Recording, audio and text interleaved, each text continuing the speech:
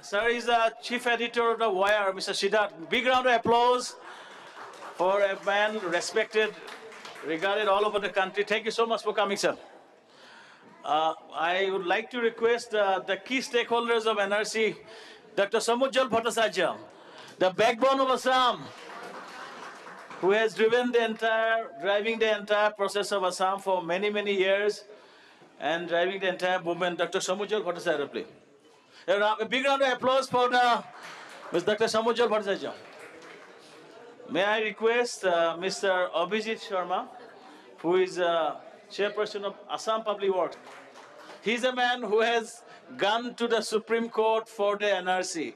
So basically, we have got the two top stakeholders of NRC sitting in front of you, the basic theme of this seminar. May I request Mr. Upamanyu Hazarikia, a person who is fighting the cause of immigration, the issue of the ethnic people of Assam. Upamanyu Hazarikia. Thank you so much, sir. Round of applause for Mr. Upamanyu Hazarikia. And the Northeastern perspective, because this immigration, the issue of identity has been a problem not only for Assam, and this is a problem for the entire Northeast. May I request Mr. Shemal Jawara? We are very privileged to have amongst us. Mr. Shemal Jawara is the president of Northeast Student Organization. So Dr. Nanigopal Mahanta, the well-known intellectual of Assam, is here. May I request Dr. Mahanta to come this side? So the moderator, Mr. Kaushik Deka. Kaushik Deka is from India today. And a round of applause for the man who will drive this session today is Mr. Kaushik Deka. Kaushik, sit here.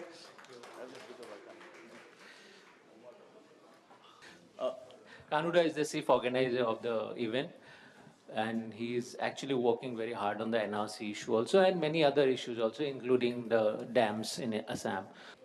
I'd request Kanuda to give the welcome address, please. So let's hear it from him. Thank you. So welcome you all for this seminar. It's called The Untruth, the Half-Truth, and the Truth of NRC. You must be slightly confused. Why Northeast Festival? We are talking about a political subject. Northeast Festival, we have been organizing for the last few years. It's an attempt to create awareness about Northeast and to showcase the tourism potentials and the resources from the Northeast. Last few years, you must have seen that Northeast Festival being able to attract lakhs of people. And it has become a talking point in national media. So we thought, at a time when the issue of the identity and NRC has taken a precedence and a point of discussion across India, and there was a lot of misinformation campaigns has been run. Somehow we felt that the campaign is that NRC is against Muslims. The three things we have noticed.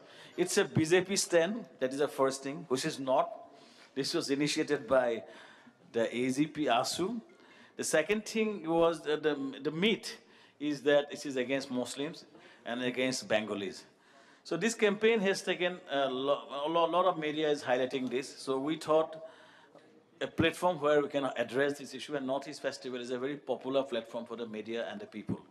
So this platform, we have never taken any political issues for the first time. We have only talked about business, or we have only talked about cultural integration in this platform. But for the first time, when the issue is so important, which is linked to the future of Assam and entire Northeast, we thought this is the right platform to take this issue of NRC. That is why we're here, and our idea here is to bring the NRC stakeholders from Assam and the Northeast.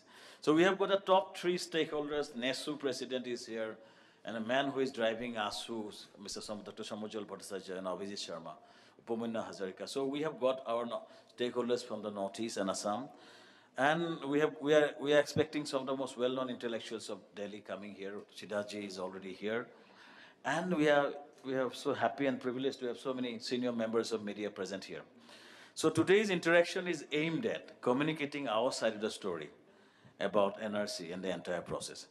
So there'll be a deliberation after these presentations and discussion and question answer session. So through today's session, we will try to communicate and try to bring the perspective of Assam and Northeast, and the perspective which reflects the people and the thought process of the region.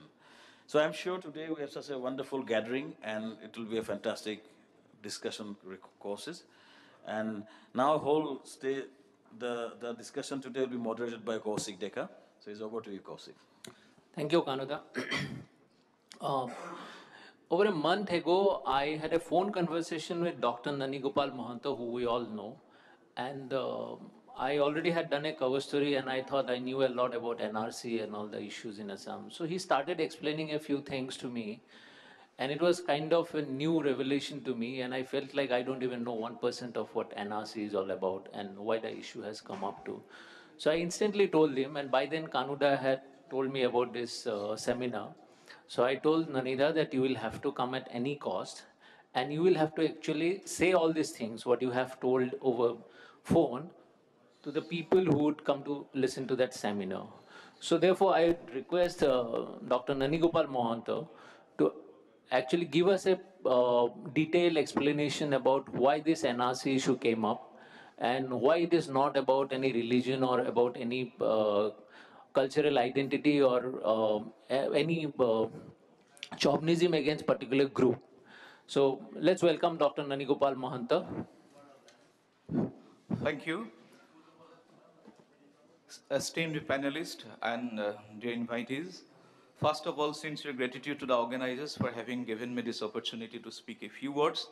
The purpose is to find out the truth going beyond half-truth or untruth. There is another dimension of truth which I would like to call post-truth, which is bereft of information and objectivity. My purpose here is not to go into the conceptual vagaries, but to look into certain issues which I believe the context under which this notion of NRC has come into the platform. Now there's a kind of divergence, incompatibility between ethic and emic perspective. Ethic perspective generally castigate the process of NRC in Assam as xenophobic, communal, a kind of nativist assertion of ethnic communities in Assam, a kind of Hindutva agenda. So this is a kind of general understanding of the ethic perspective. And the emic perspective, which is within, tries to legitimize the NRC as a legal framework for protecting the genuine identity interest of the Assamese people or the tribal people or the original inhabitants, whatever the name you would like to call it. So purpose of my small presentation is to find out a little bit of, a middle ground, or whereby it's important that we talk about human rights violation of minority people. But my argument is this, that we need to find a common platform whereby human rights cannot be seen in isolation. If we look at the discourse of human rights, in which I have little bit of understanding, you'd look at it to appreciate. When UDHR came out in 1948, it was criticized as too much universalistic. And that's how the relativist notion of human rights has come. Then again, there was a debate between Occidental approach and Oriental approach to human rights. I do not want to go into the details. At the same time, a whole bunch of first generation, second generation, third generation human rights have come out and focusing on variety of issues: civic rights, individual rights, political rights, community rights, group rights, women rights, environmental, so on and so forth, including minority rights. Now, these rights cannot be seen in isolation. You cannot decontextualize the notion of human rights. It has to be seen in holistically.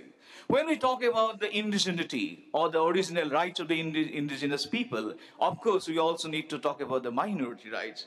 But the question is that we must remember the Indian Constitution has adopted a principle called policy or doctrine of distinctiveness. How do we recognize this doctrine of distinctiveness? Well, I would like to put forward here the proposition of Article 370 in Jammu and Kashmir.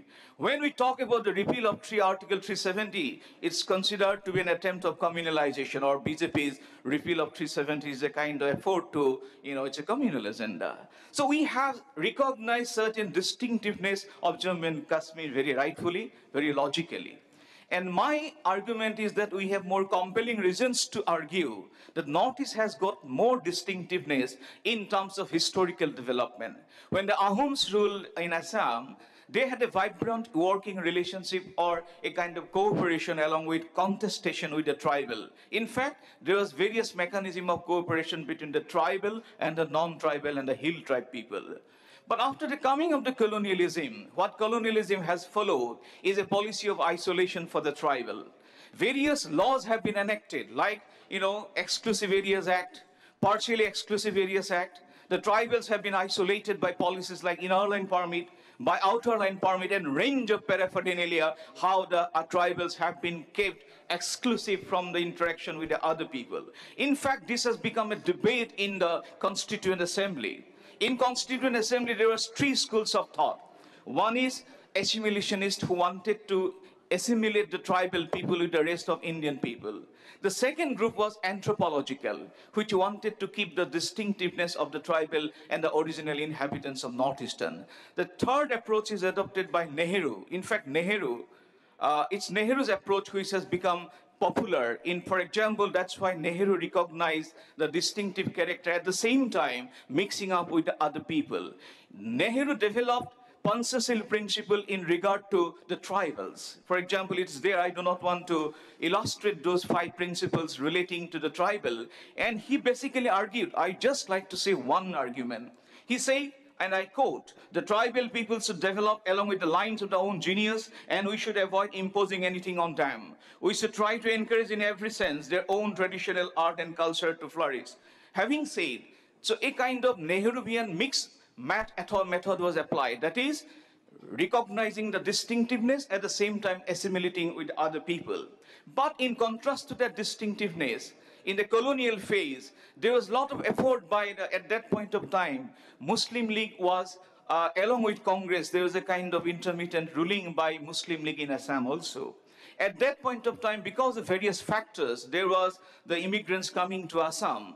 And there was an attempt to include Assam as a part of Muslim League. If you look at the Lahore Congress resolution of 1940, you would find that there was a proposal to include Assam with then Pakistan. This demand of including Assam became very much rampant from 1944 to 1946. In fact, in Shillong, there's a resolution to include Assam as a part of East Pakistan. That's how the Assamese people have become extremely apprehensive about the future of Assam.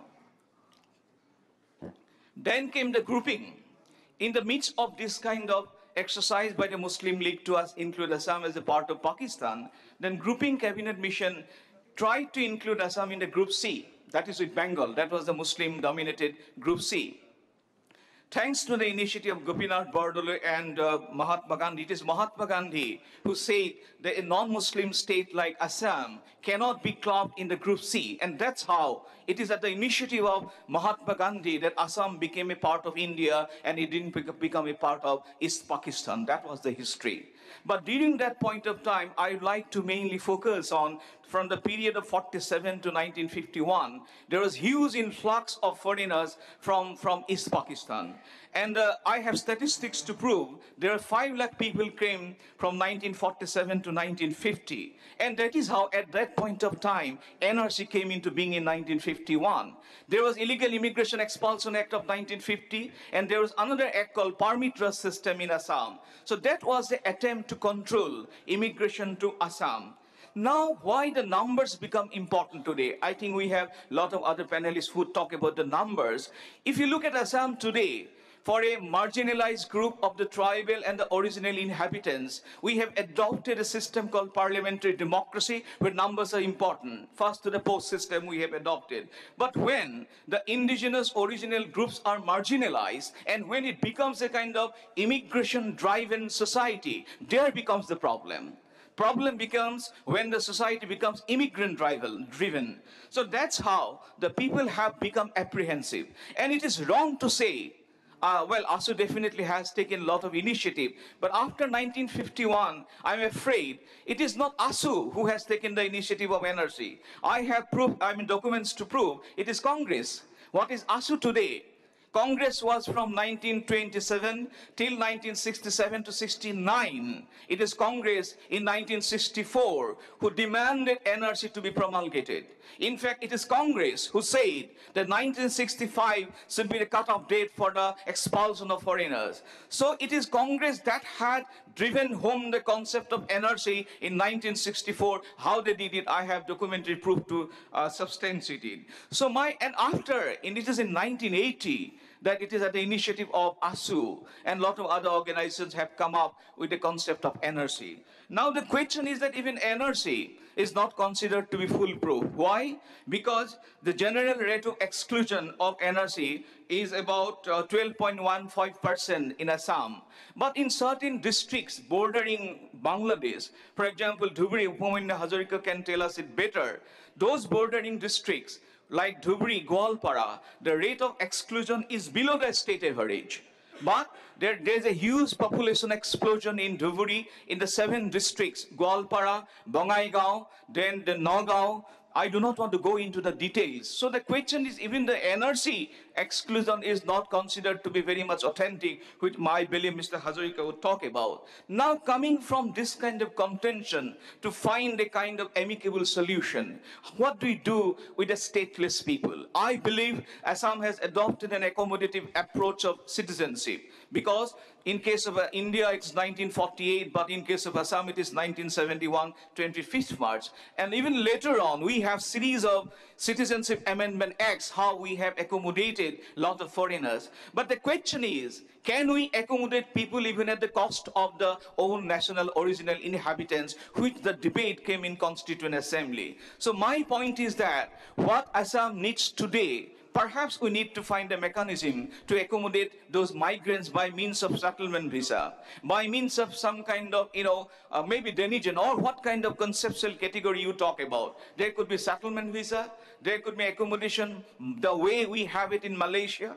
In Malaysia, we have the concept of Bhumiputra, whereby the Malays have certain preponderance in political aspect. The Chinese and Indian have certain, they do not enjoy certain political rights. I do not know what could be the mechanism, but while accommodating those migrants, the most important issue is the constitutional protection of the Assamese people. Because we have a parliamentary democracy, the tribals do not have a very high rate of population growth. Having said, doesn't mean that they can be submerged by by the bunch of immigrants. So therefore, when we talk about the situation in NRC, it has a historical context. It's a situation when the original inhabitants are to be outnumbered by the immigrants. And I plead for a kind of settlement by giving constitutional protection. Land settlement particularly must go to the indigenous people. So these issues cannot be brushed aside as a kind of non-issues. If we say these are non-issues and we try to brush it aside in the name of human rights, I'm afraid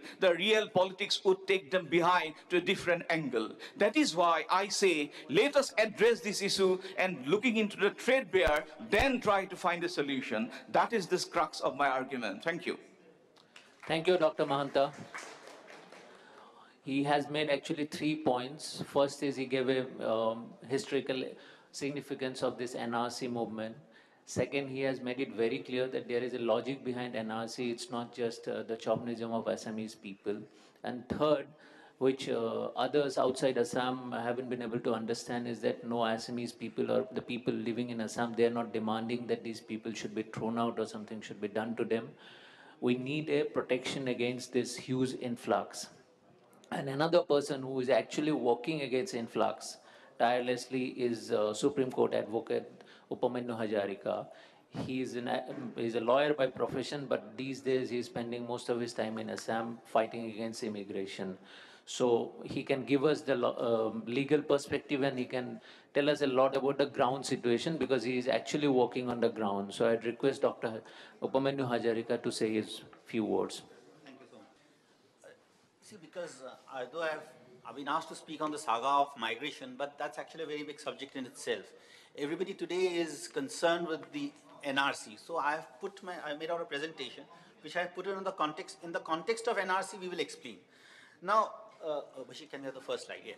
Let us have what is the estimated number of infiltrators that we have in Assam. Now, 10th of April 92, Hiteshwar Saikia, then the Chief Minister in the Assembly, says it's 33 lakhs.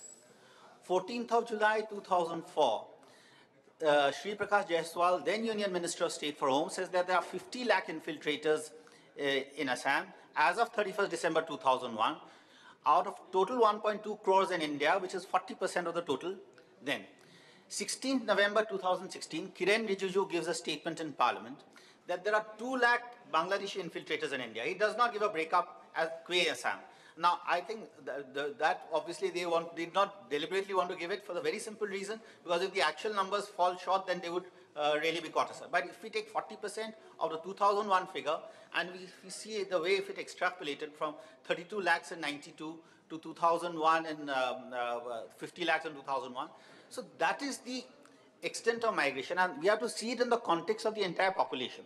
The population of Assam in 2001 was 2.6 crores, which makes it 20%, 50 lakhs is 20% of that, a little short of that.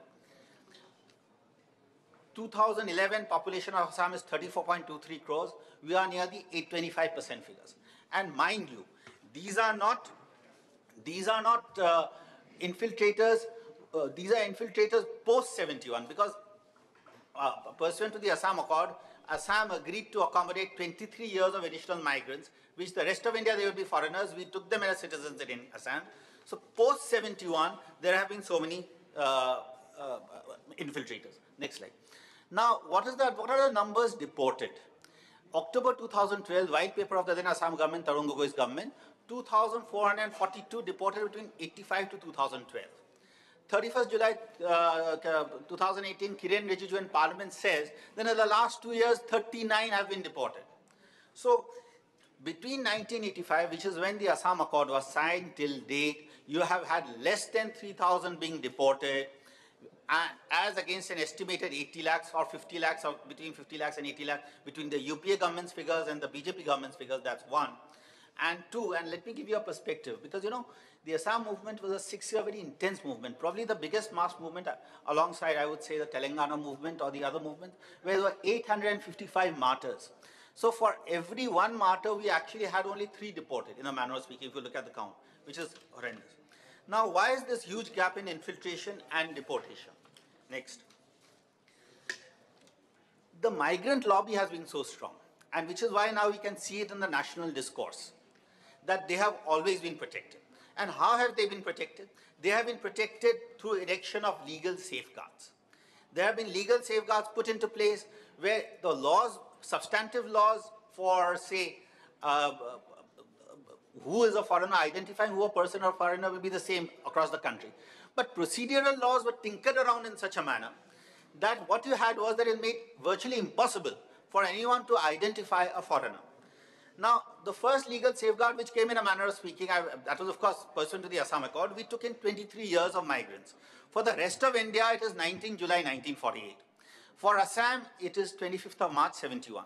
Now, I'll just give you, I don't know how many of you have been to Guwahati or Assam, but the ridiculousness of the situation I can demonstrate from a small illustration. As you leave Guwahati to drive towards Shillong, quite a few of you may have traveled.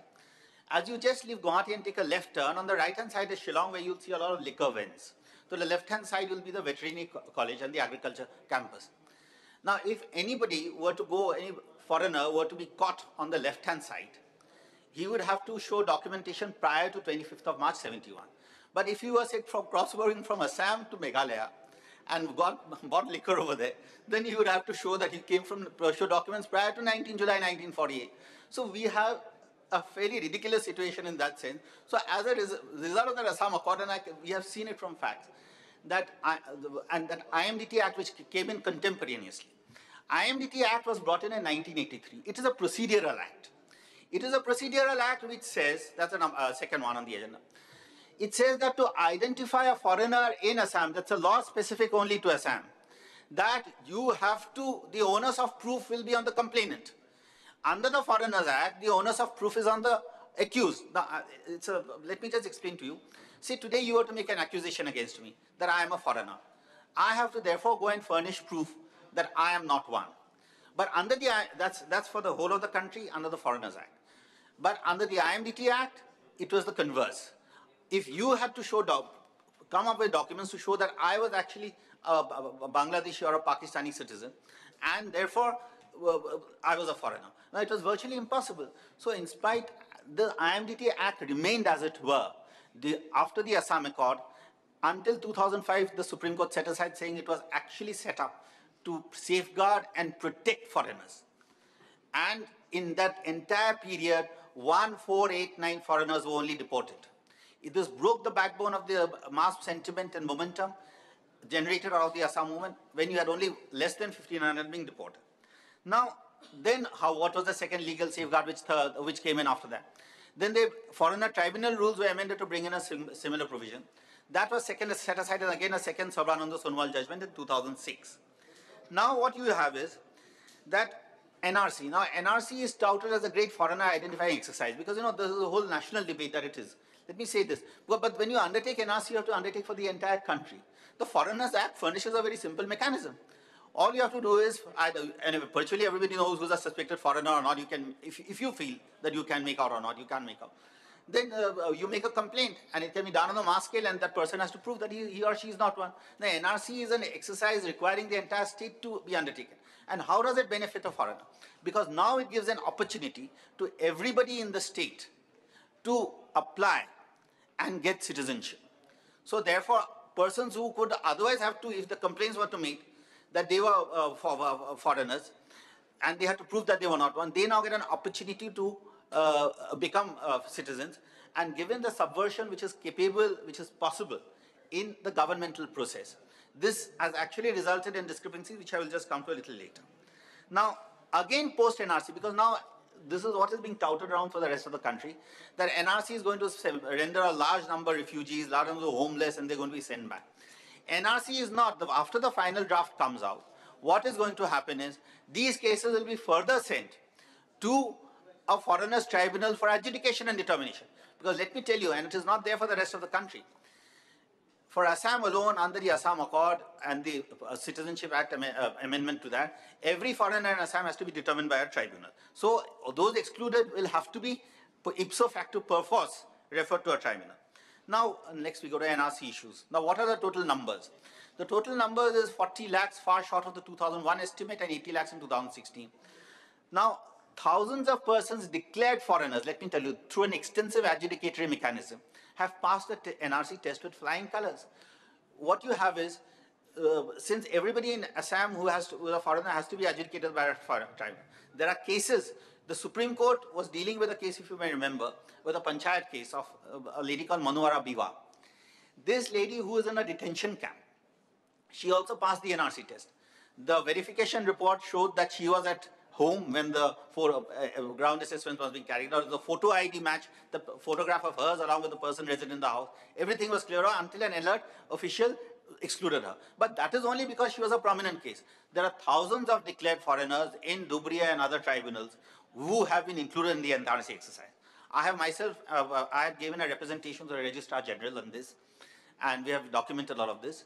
And in fact, the Supreme Court had also taken this up, and therefore on 28th of August, they passed an order saying that there will be a 10% sample re-verification in every district of those who have been included in the NRC. So the same is the case with D-voters, etc. Now, there have been cases where personnel and officers involved in the NRC identification exercise who have been found to be either declared foreigners or who have been excluded from NRC. So you have a case of foreigner identifying foreigner, in a manner of speaking. Now, let us see the figures in terms of, next slide. Yes, NRC exclusion versus decadal growth. Now, if you see, because I've got you the border districts which have seen the maximum, let's take the, I just want to take a little bit of, just go through this chart a bit. The percentage of applications excluded is 12.15% in Assam. The decadal rate of population in Assam is 18.19 and 16.93, 1991 to 2011. Dhubri, the exclusion, Dhubri which has shown 22.97% and 24.4% in the 2 decades, has shown the least exclusion. Gwalpara, which has shown again similar huge increases above the state average in terms of population, is far below the state average. Barpeta is around that, but it also has similarly high. So, these are districts. Karimganj, which has shown 21.87% and 20.74%, has 8.17%. So these discrepancies have occurred because there is a huge subversion. There is a subversion, and mind you, this was noticed even in the first Sarbananda Sonowal judgment, because they said, what are the pull factors which enable migration? They say the ethnic stock of the person, because infiltrators now outnumber the original inhabitants in the neighboring, in the border districts, and the migrant, and Nauga and Morega and the migrant-dominated districts. So therefore, ethnic stock being the same people being involved, this is what has led to subversion. So now the extent, so the whole process of, whole process of this so-called rigorous process of, what you had was documents had to be given of a set of documents which are pre-71. Then there was an additional safeguard that anybody who has to trace your ancestry to a pre-1971 ancestor, then that is called the legacy person. You had to do, every family member had to give a family tree verification because that would be then cross-check. But so there was a family tree verification which was a parallel process, but all of this entire process was subverted. And how it was subverted? Because names were changed to align ancestors shown in official documents, affidavits were accepted on the ground verification, to align themselves with the pre-71 ancestor because they were all post-71 migrants. This is a bit of a complex subject, so whosoever wants, I can send it to you on a Google Drive. But long and short of it is that what appears to be a very attractive, foolproof process on paper was actually subverted large scale. And in fact, there were standard format printed forms which says that my ancestor's name is shown as so-and-so, but it was actually so-and-so. So they changed their ancestor's name because the present ancestor's name is being a post-71 migrant. They could not have obviously been included pre-71. So they changed their ancestor's name to include a pre-71 person. Now, the biggest actually lacuna and the lapse which came over here was that there was no field verification of the or quality check of what actually happened on the ground. All documents in NRC were digitized, barring the field verification reports, and that is where the maximum exclusion has taken place. So now, what is the impact of infiltration? Should we go over? Next one, yeah. Now, there are 3 studies. You see, we have the first community-wise census. There, mind you, this is what I want to tell, because everybody speaks about indigenous communities. Out of 525 ethnic communities in India, 247 alone are in the northeast. 115 are in Assam alone. Now, in that small area, you have packed so many of these ethnic communities, about 2 crores of them. The smallest will be the Thai Phake and the Thai Khamyang. They are the Thais or the part of the Ahom group, who would be numbering say 5,000-6,000 odd. They are Buddhist. They keep their language, their ethnicity intact, even that 5,000 or 6,000 strong itself. And let me tell you how they were also in danger. This is a community which is close to the Arunachal foothills. But somehow a group of 1,000 odd Bangladeshis found their way there. And last year there was a big hue and cry in this area called Margherita, which is close to Arunachal. They were evicted finally due to public pressure. But had they expanded and encroached upon the areas, then this 5,000-6,000 community would have been history in about 10 years, 20 years time.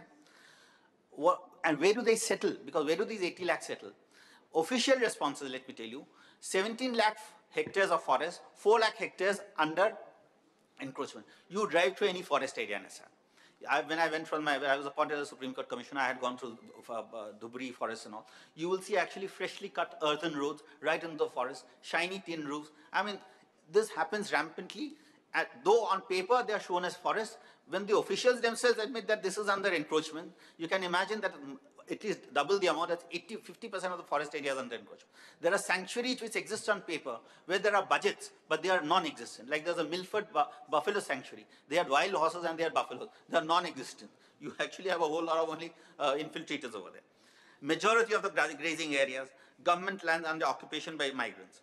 And that has spread after, because let me tell you 2 things which happened. Post 93-95 Assam Accord, with the IMDT Act in place, and the Assam Accord, because had not done away with it, and which came to be done away 20 years later, a huge amount of settlement came into a lot of the grazing areas. Because I have seen, and I'm doing a book on this, that we have seen that in a large number of middle Assam districts, a lot of these people have settled. Now, today migrants are in a majority of over 30 assembly constituents, significant deciding factor in way. Now, can we have to the last slide, please? Now, you see, what is the way forward? Because we can't live with a problem perpetually. If we are going to become a minority by 2040, 2047 or 2051, that is indigenous, then we cannot live with the problem, because the problem then only actually perpetuates our path to becoming a minority. So what is the immediate necessity? What you have is, of course, the NRC, correct NRC has to come in. Re-verification of NRC in border and immigrant-dominated districts is a must. Supreme Court has already passed an order, but they have not followed up, so it's in their hands. Protective legislation, now that's very important. See, the rest of the Northeast is today immune to infiltration to a very large, significant extent. Because there is protective legislation in place which reserves land, government employment, jobs, everything, all resources for those who are on an indigenous tribes basis. Now that is by virtue of a colonial history of also protecting them, because they are an inner line permit, you could not really enter into those areas. So the indigenous being in a majority over there, the protection has ensured their continuous survival. But I just want to highlight something in this context, that how the delicate balance is upset. You see, there are Chakmas who are an issue as far as Arunachal Pradesh is concerned. And they have been settled there since 1964. Chakmas, about 1 lakh odd are in Arunachal Pradesh, and they've been fighting. Supreme Court passed an order, gave a judgment in 2015 that they should be given citizenship. 1 lakh Chakmas would be, if they were given citizenship in Arunachal, would constitute 10% of the population. There are 26 major and sub-tribes over there, so they would become the biggest tribe. So, this is the kind of delicate balance when you have so many small ethnic communities. And what has happened is that because by virtue of protective legislation which started during the British times, continued post-independence, the rest of the Northeast is protected.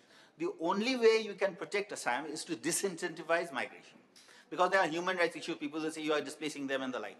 So point is, if you disincentivize, because this is legal safeguard, which is why because they have an access to land, they have access to rights equally with us, original inhabitants, so you disincentivize them. And in fact, that is inherent in the intrinsic in the Assam Accord, because when we entered into the Assam Accord in 1985, it was very clear that it was stipulated there that you would have legal and constitutional safeguards for the Assamese people. Why were legal and constitutional safeguards promised? Only for the reason that we took in 23 years of additional migrants. So therefore, if we today have a legislation on reserving land resources, etc., for those who are citizens of India and residents in Assam in 1951, because you have to have a blend. And Manipur Assembly, let me tell you, the BJP government has recently passed such a bill. They have arrived at a blend. That indigenous, they have identified the indigenous and they've said citizens, because Assam also has a significant number of people who are from the other parts of the country. So you cannot therefore exclude citizens from other parts. So if they have arrived at a blend, that's those who are citizens in 1951 and indigenous persons over there identified and notified in the act, that they would be entitled to the only 1951 and pre-1951 be entitled to access to resources, the rest not having so. So that would be a huge disincentive, then we won't have the problem which we face now. Because those who have come, because after all they are open and porous borders they come through, then they would correspondingly go back. So now, we have now further, and now there's another thing which has now actually distracted and diverted us, and which is the Citizenship Amendment Bill, which gives rights, which proposes to give rights to various minorities from neighboring countries.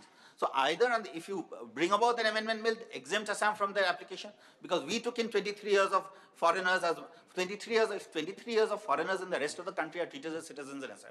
Then why can't you, who are now being given conferred citizenship in Assam, in India, be treated as foreigners in Assam? So you arrive at a via media there, but in any case, the long and short of it is, citizenship bill or no citizenship bill, Assam is not prepared, and that is why you have a strong, fairly significant movement which is going on over there, not prepared to take any further settlement of infiltrators. Thank you very much. Thank you, Mr. Hazarika. You have actually explained a few very critical points, that there is a national narrative going here that this NRC movement is against a particular religious group. But as your numbers have shown that people of that particular religion, Muslim community, those who are living in those districts, the exclusion rate is the least in those districts. So that explains that it's not against any particular group, or neither people of Assam actually wanted it against any particular group. And also the suggestions that you have given, which also reflect the sentiment of the people of Assam, that we do not want anybody to be thrown out or anybody to be jailed. All we want is that our own security and the resources that we have, it remains in our hand. Before I go to the next speaker, let me welcome a very special guest, Rajdeep Sardesai. I don't need to introduce him. We all know him. So a big round of, I have almost bullied him to come here for last 3-4 days, and he has come here to actually observe and listen to us before he makes some final statements. I would not let him go without speaking. Now I'll go to, before I go to the speaker, I'd like to let everyone know, especially those who are not from Assam, that though the Assam movement went on for 6 years, and there was a huge consequence of that Assam Accord we got. But after that, two individual efforts actually gave us a lot of relief. First was by the Honorable CM of Assam now, Sarvananda Sonowal, who got the IMDT Act repealed through the Supreme Court in 2005. And then another was this NRC PIL, which was filed by Abhijit Sharma, who heads an NGO called Assam Public Works. So he is here among us today. So I request him now to say his few words. And one more request before he starts speaking to all other speakers also, that uh, we all know the numbers and the context now. So please be a bit brief and to the point so that numbers are not repeated. And from Abhijit Sharma, I would like to know why actually you wanted NRC, why it is needed on the ground. After Assam Accord was signed in 1985, the illegal immigrant problem was there in Assam, and it was a serious issue. And mainly the political groups, they were playing with the issue, mainly in the vote bank politics. In 2005, there was a tripartite meeting between state government, central government, and all Assam Student Union. Mr. Samujjal Bhatta is here. And they decided to update the NRC in 1951. And that was the beginning, second beginning of the process NRC. But later on, same vote bank politics was going on. And we, Assam Public Works, and two senior citizen, two senior couple, I have to take their name. One is Mr. Pradeep Kumar Bhuya, he's the age of 85, and his wife, Mistress Banti Bhuya, age of 75. It was a individual effort by Assam Public Works, Mr. Pradeep Bhuya and the Banti Bhuya. They are the owner of a school in Guwahati, Faculties Higher Secondary School. And we decided to move Supreme Court to solve this issue. So we got a figure that is 41 lakhs ex Bangladeshi voter in 2006 voter list. We have collected the documents from Election Commission, previous voter lists, the census reports, and we got a figure that is 41 lakhs ex Bangladeshi voter present in 2006 voter list. Without disturbing anyone, no dharnas, no andolans, not killing anyone, we approached Supreme Court and requested Supreme Court to solve this problem in a scientific way. The number what we got, 41 lakhs ex voter in 2006 voter list. Our prayer was the people who we accepted before 24th March 1971 to make them regularize as Indian citizen. Second prayer was the 41 lakhs ex voters through a modality, prepare a fresh voter list, delete their names from the voter list so that Indians can vote the Indians. So that was the basic prayer of the case, to prepare a fresh voter list, delete their names from the voter list, and we also requested the Supreme Court to cut their names from the voter list and make them stateless or whatever it is. But in the month of November 2011, suddenly the Government of India and Government of Assam had approached the Supreme Court through their affidavit that before clearing the voter list, we would like to update the NRC. And that was the beginning of the case in Supreme Court, NRC process. We welcomed the process on 24th April 2012 through our affidavit. We welcomed Supreme Court, Government of India and Government of Central Government. Okay, let's update the NRC first. But the modalities, what they have prepared, we got some fault. So we requested Supreme Court to look after the modality and check the modality and prepare a fresh modality where not a single Bangladeshi's name can be entered in the NRC. And the process started from there. Now, on 31st July 2018, the final draft NRC was published. where a number was, the left out number was 40,07,707. The number left out from NRC. And that was the beginning. Some people who are not from Assam, they started to create a atmosphere that this people, the process, the whole process is against the Bengalis, is against the Muslims. But the name of the process is National Register of Indian Citizens. The process was to identify who is Indians and non-Indians. There is nothing about Hindu, Muslim. There is nothing about Bengali, Bihari, or whatever it is. There is nothing such thing is going on. The whole process is monitored by Supreme Court. But the thing is that being a petitioner, if someone asks me, are you happy with the process? Then I'll say, we are not happy with the process. Why you are not happy with, how many % you are happy? On 31st July, when the final draft NRC was published, we told that we are 40% happy because at least something is being done. And lots of things have to be come up. The final NRC is there.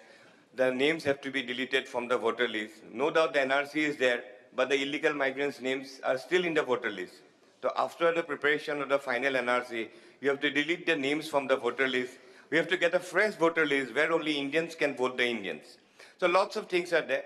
But later on when we came to know that in the 40,07,707, there are lots of indigenous names, people's names are there. Tribal people's names are there, tea garden people's names are there, Koch Rajbamsi people's names are there. The people from rest part of the country, their names are there. Then we are not happy. Again, our 40% came down to 20%. Okay. Then we came to know that lots of illegal migrants' names entered in the NRC. The number what we got, 2,89 lakhs, something. There was a deputy commissioner from Morigaon, Mr. Hemendas. In his official statement, he told that 39 families' names were entered in the final draft NRC, in the draft NRC. There is one Khairul Islam, who is a foreigner, detected foreigner from the Guwahati High Court, is working as an NRC employee. And recently, on 4th of October, the state coordinator, Mr. Hazela, have given a report to the Supreme Court that there are lots of anomalies in the process, the names who came out from it in the second draft NRC. So being the petitioner, we request the Supreme Court for a re-verification of the bordering states, districts. Dhubri, Bongaigaon, Gwalpara, Morigaon, Nagaon, Karimganj, Kachar, Lakhimpur, Dhemaji, 24 days. Out of 24, we request the Supreme Court for the re-verification of 20 districts. And we are happy that Supreme Court, in its order, mentioned that 10% sample re-verification will be done. It's an order, but till now it's left out. But the recent report given by the state coordinator is shocking one. The Jamiyat have misused the legacy of 1951. Already lots of people's names entered in the draft NRC. So now we'll be requesting Supreme Court for 100% re-verification of the process. Now if we say that it will take lots of time, good. We have waited for 33 years. Why don't we wait for another 2 years? We are saying the NRC where not a single illegal migrant's name should be entered and not a single Indian should be left out. But there are lots of illegal migrants' names already entered in the NRC. And lots of indigenous peoples in 40,07,707 is left out. So we are saying for 100% re-verification of the whole process. And all the time we used to say that Supreme Court is monitoring the case, Supreme Court is monitoring the case, but we have not seen anyone from Supreme Court who is looking after the matter. Only the state coordinator is there. He is looking after the matter. He is to report everything. And the RGI, Registrar General of India, who is just sitting in Delhi, no activities from RGI. So we are requesting Supreme Court to form a high-level monitoring committee who will monitor the whole process between Supreme Court and the NRC department state coordinator, and who will report directly to Supreme Court that what's going on in the ground, what's the process is going on, what are the drawbacks, why the names are entering why illegal foreigners' names entered in the NRC. These are the things we are requesting Supreme Court. We are given an opportunity to file our affidavit on between 30th of October. So we'll be filing an affidavit and we'll give all the details, anomalies, what's going on in the NRC process. One more thing we have to say, I think Ms. Sangeeta Barua, the time we talked about that, is a very serious thing. 41 lakhs illegal migrants, Bangladeshis' names are there in 2006 voter list. Who entered this name? The people working in Assam. The state government people.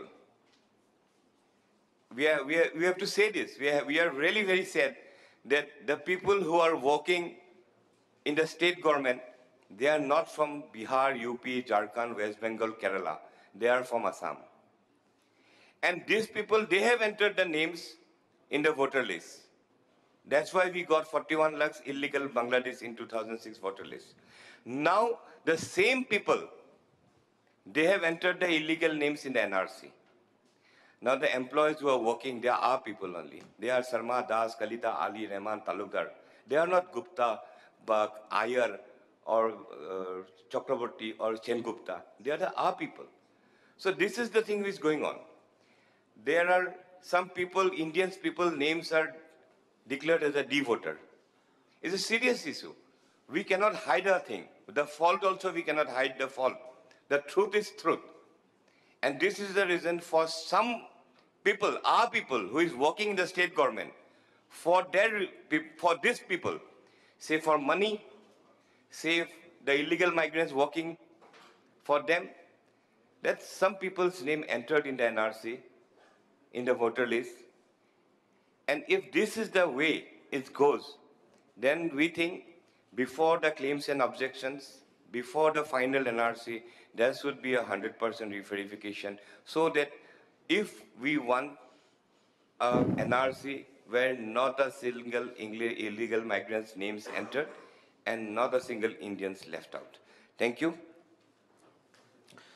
Thank you, Mr. Sharma. It was quite comprehensive and also put the blame on ourselves. And it's a fact that we are actually giving them jobs, we are giving them our land, and then we are made to suffer. And our people only allowed them to sneak into our geography, and now we are in a situation where we need a solution, that too urgently. Now I'll go to the next speaker, and NRC issue is not restricted to Assam only. Even we are hearing voices from other parts of Northeast. Tripura Congress Working President Pradyot Debbarma, he has filed a petition in the Supreme Court demanding an NRC. Other states have also been demanding an NRC. So we have the president of Northeast Students Organization, which is an umbrella organization of all students organization in the Northeast, Samuel Jora.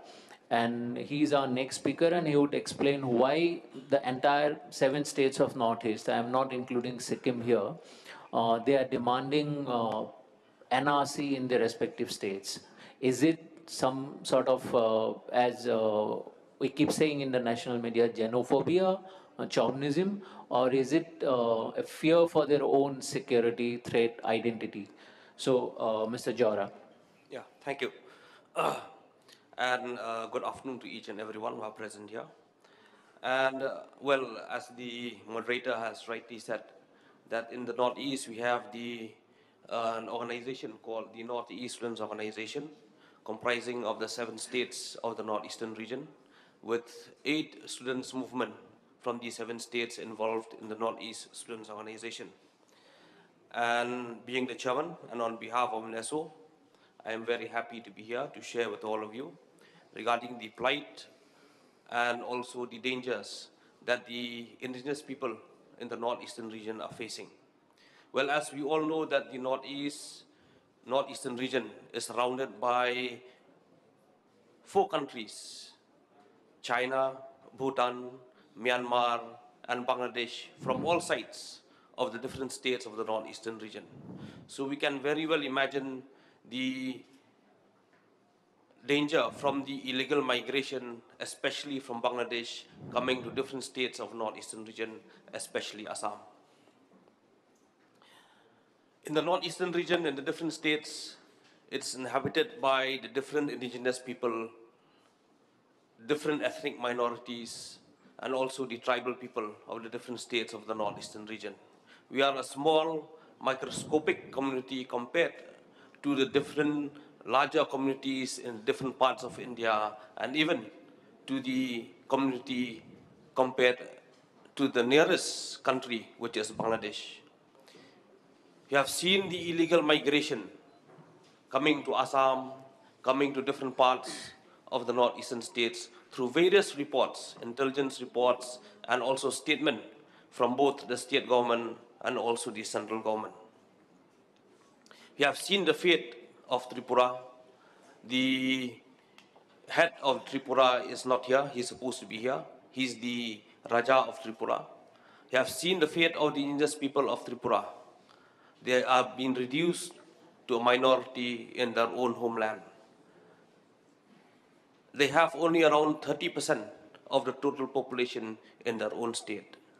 And the rest, 70%, are all illegal migrants from Bangladesh coming to Tripura. Even Assam, with the process of NRC going on, in fact, many districts of Assam, the indigenous Assamese people or the tribal people are being reduced to a minority. And almost all the different states of the northeastern region, except with one or two, are all part of Assam till the late 70s and the early 80s. So whatever happens in Assam will also have an effect on the different states of the northeastern region.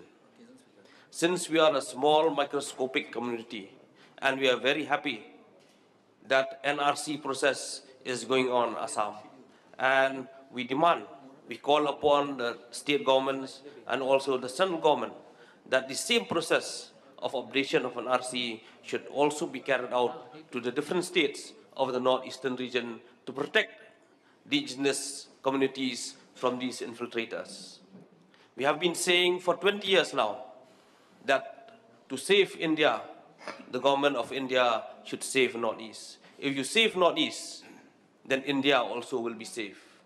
There are reports from the intelligence units of the armed forces that the fundamental groups are having a safe haven in the northeastern states. The presence of fundamental groups cannot be ruled out in the different states of the northeastern region. And the agenda of the different fundamental groups is to create havoc, not only in Northeast, but in different states of mainland India, and to demand a homeland in the different states of the northeastern region. So this is a very serious threat coming from external aggression, and this external aggression can be protected, can be thwarted through the active efforts of the government of India by updating the NRC, not only in Assam, but also in the different states of northeastern region, which will act as a protective layer for the indigenous people of the northeast, and also as a protection to the mainland India, which shares a border with all these different countries the people migrating illegally to different states of the northeastern region. So I hope that through this seminar, we'll be able to highlight the need, the plight, and also the dangers that the indigenous people are facing in the different states of the northeastern region, and would call upon the government of India to safeguard the interests of the indigenous people of the different states of the northeastern region. Thank you. Thank you so much, Mr. Jawara. Our next speaker is a person who has spent probably all his adult life fighting immigrants. All his student life, all his adult life, he has been fighting immigrants only. And you can figure that out from the fact that he didn't get time to get married also.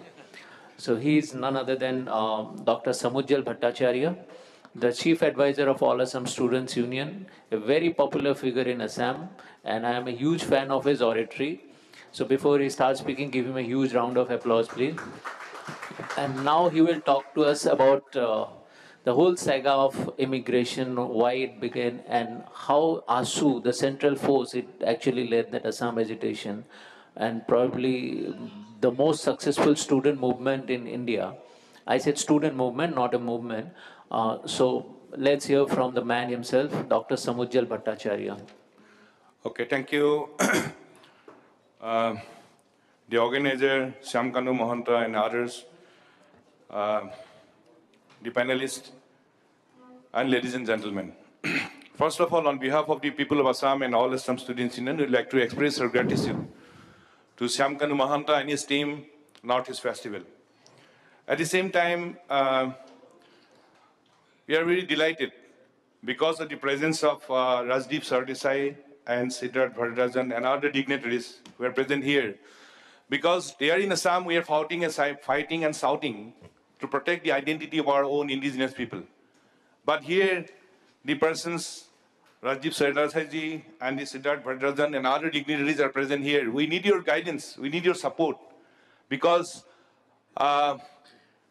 we have a feeling in our mind. We should be very frank and honest about our expression.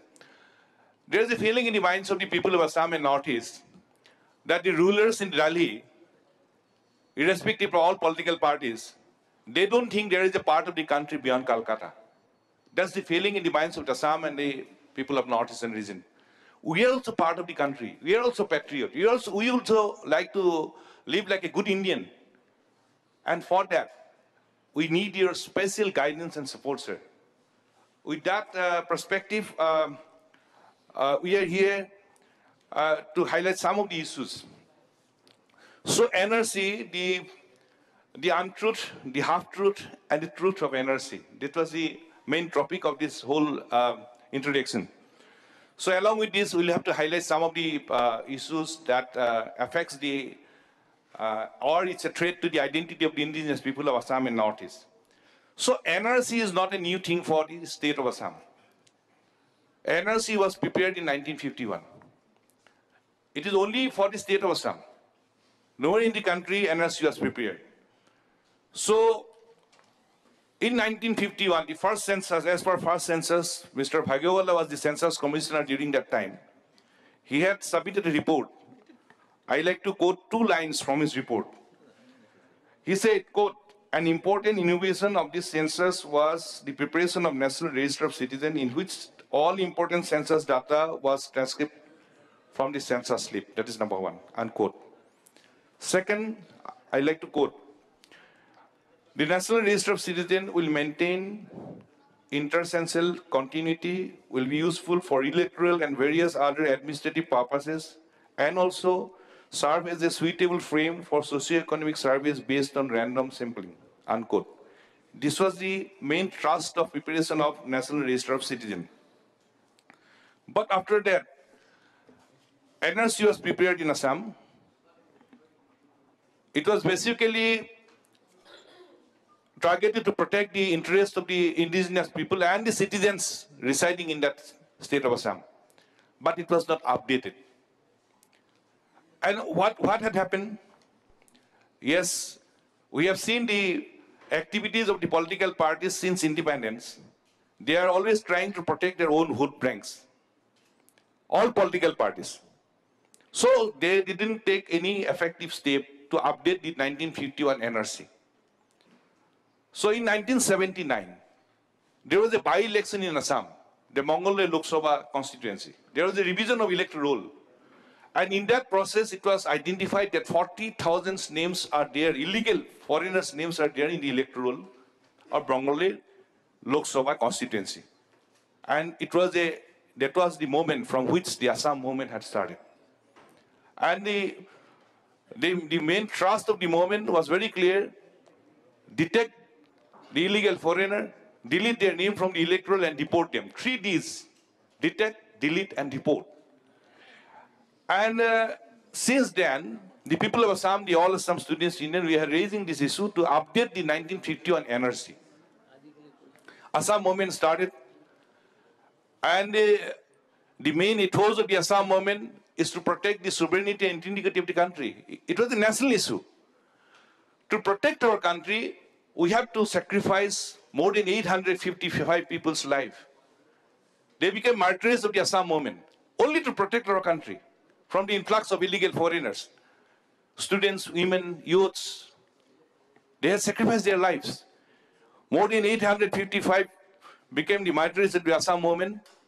Thousands became physically handicapped because of the police firing and atrocities.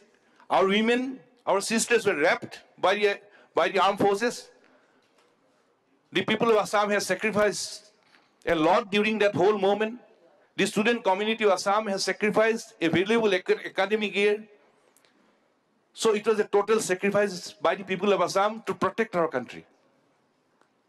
And after that, the Assam Accord was signed. Yes, it was a memorandum of understanding. The Assam Accord was signed for whole of the country. The date of detection of illegal foreigners is 1951-48. But as per Assam Accord, after thorough deliberation, we have accepted that 71 should be the cut-off date for deportation of illegal Bangladeshis. So on behalf of the country, the people of Assam had accepted the burden of all illegal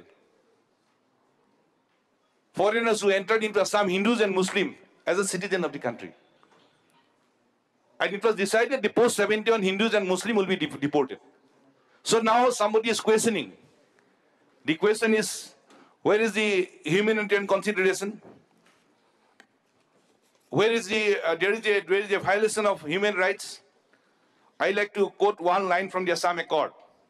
In the Assam Accord is said, quote, I would like to quote, keeping all aspects of problem, including constitutional and legal provision, international agreements, national commitments, and humanitarian considerations, it has been decided to proceed as follows.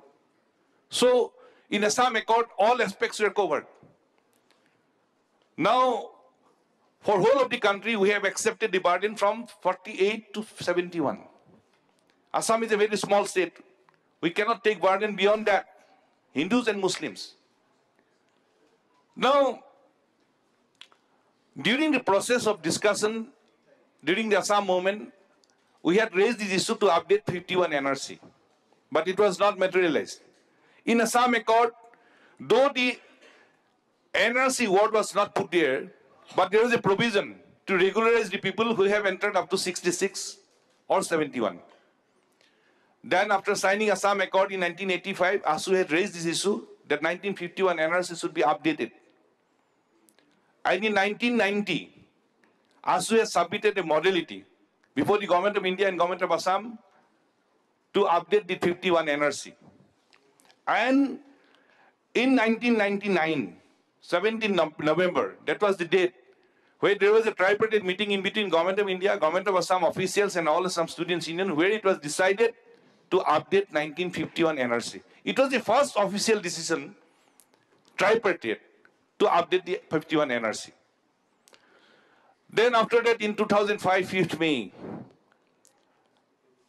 under the leadership of the then Prime Minister, Manmohan Singh, the tripartite meeting was held, and it was decided to update the 51 NRC. And it was decided the whole work will be completed within 2 years. There will be separate mechanism. And it was decided at the highest level, that is at the level of Prime Minister of the country. But from 2005 to 2010, it was not implemented. A decision was taken at the highest level of the country, and it was not implemented.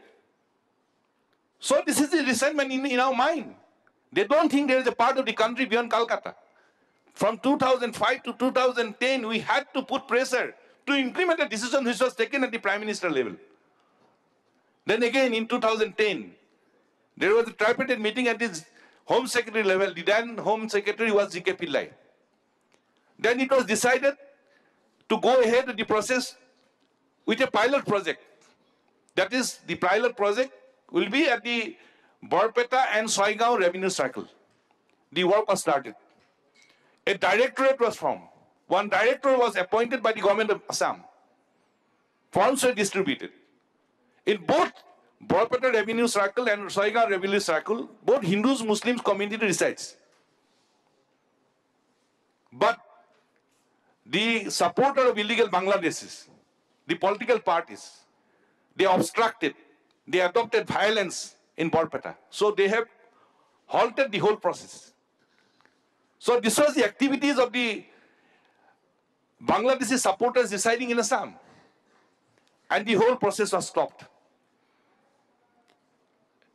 Then the Assam government had formed a group of ministers. They have started interacting with stakeholders. So the modalities was finalized. Modality was sent to the government of India. It was approved by RGA. And the whole process was started. The forms were distributed. And in the meantime, my friend Abhijit Sharma, the president of Assam Public Works, they had filed a petition in the Supreme Court of India. I'd like to thank him because he had taken a legal initiative. And the whole Supreme Court, from then, they had started to monitoring the whole process. Initially, it was a case of voter list. Now, as our friend had said, it was transformed into NRC. From then, the Supreme Court is monitoring the whole process. And we have full faith on Supreme Court. And because of Supreme Court, we are having this draft. And I like to say, these issues, starting from Assam movement till now, publication of draft, this is the truth of NRC. This is the part of truth. And what is the half-truth and untruth? Just before the publication of the draft, there was a publicity throughout the country. There was a misinformation campaigning by different groups. And they had propagated the this against Muslims, against Hindus, against Bengalis. Particularly, they have propagated this against Muslims, against Bengalis. Throughout India and the world, there was a misinformation campaign. And that is the half-truth, not half-truth, it is untruth. There is no half-truth of NRC, to be frank. It is untruth. They tried to propagate, they tried to malign the whole process. But because of the Supreme Court is continuously monitoring the whole process. And for that, we are having this final draft. But we are ready to get the final NRC. Now,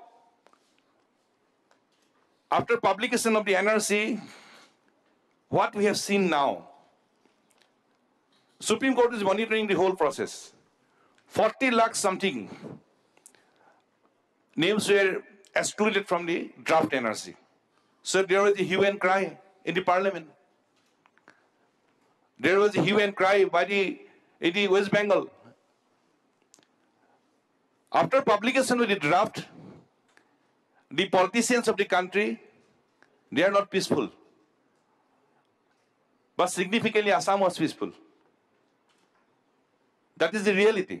Because people of Assam want a correct NRC which is free from illegal Bangladeshis. Our parliament was halted. For 2-3 days, it was paralyzed because of Assam NRC.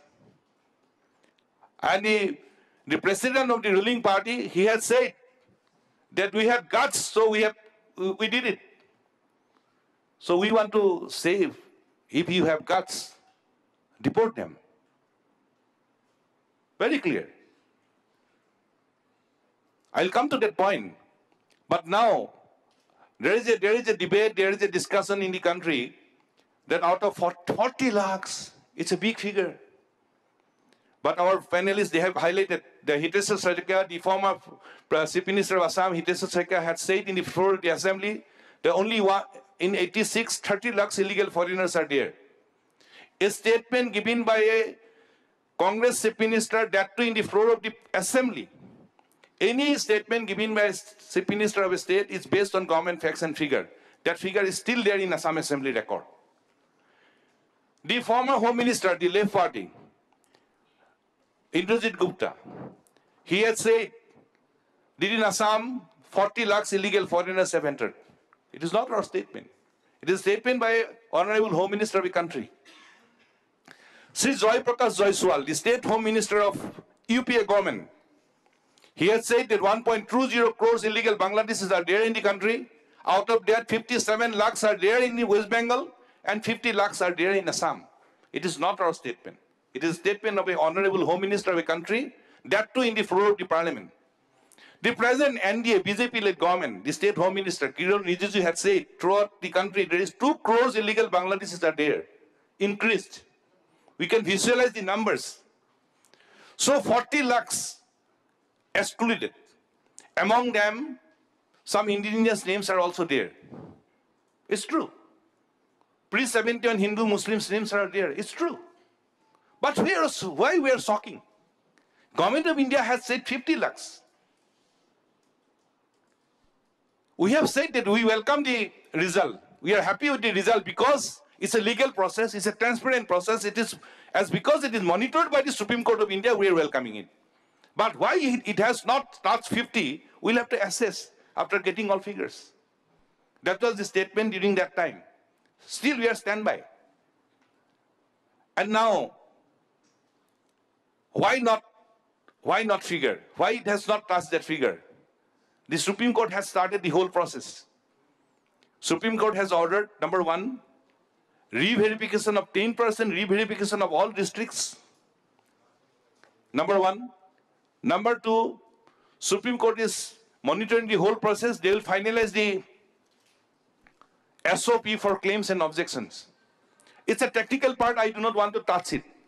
The technical part, I do not want to touch it, but we have full faith on Supreme Court that, yes, we'll have a illegal foreigners name fee correct NRC.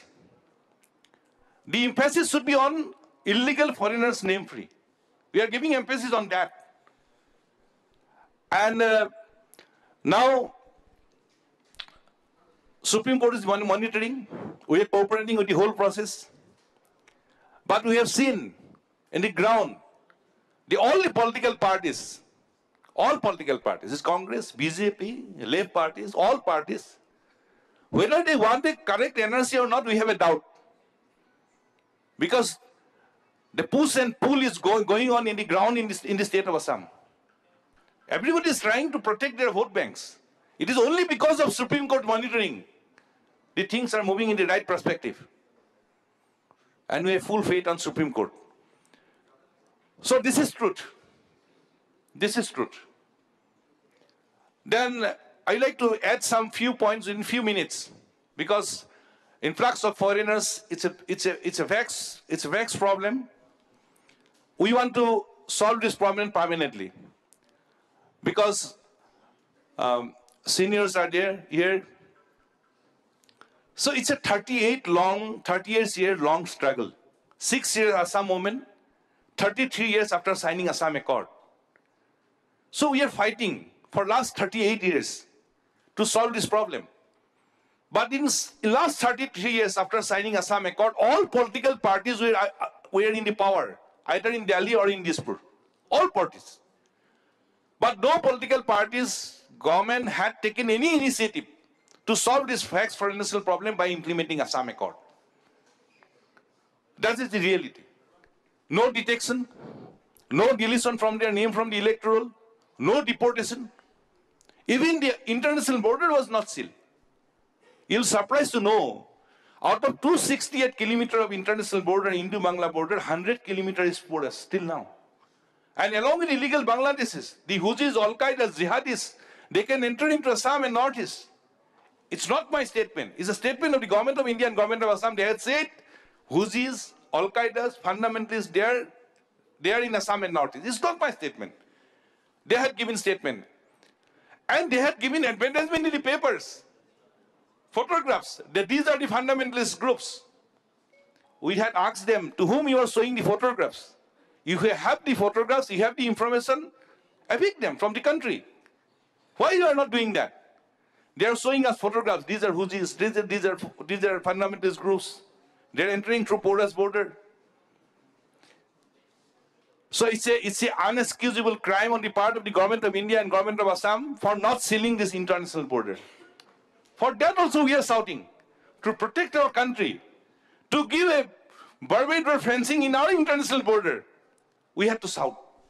This is the reality in our state, in our country. And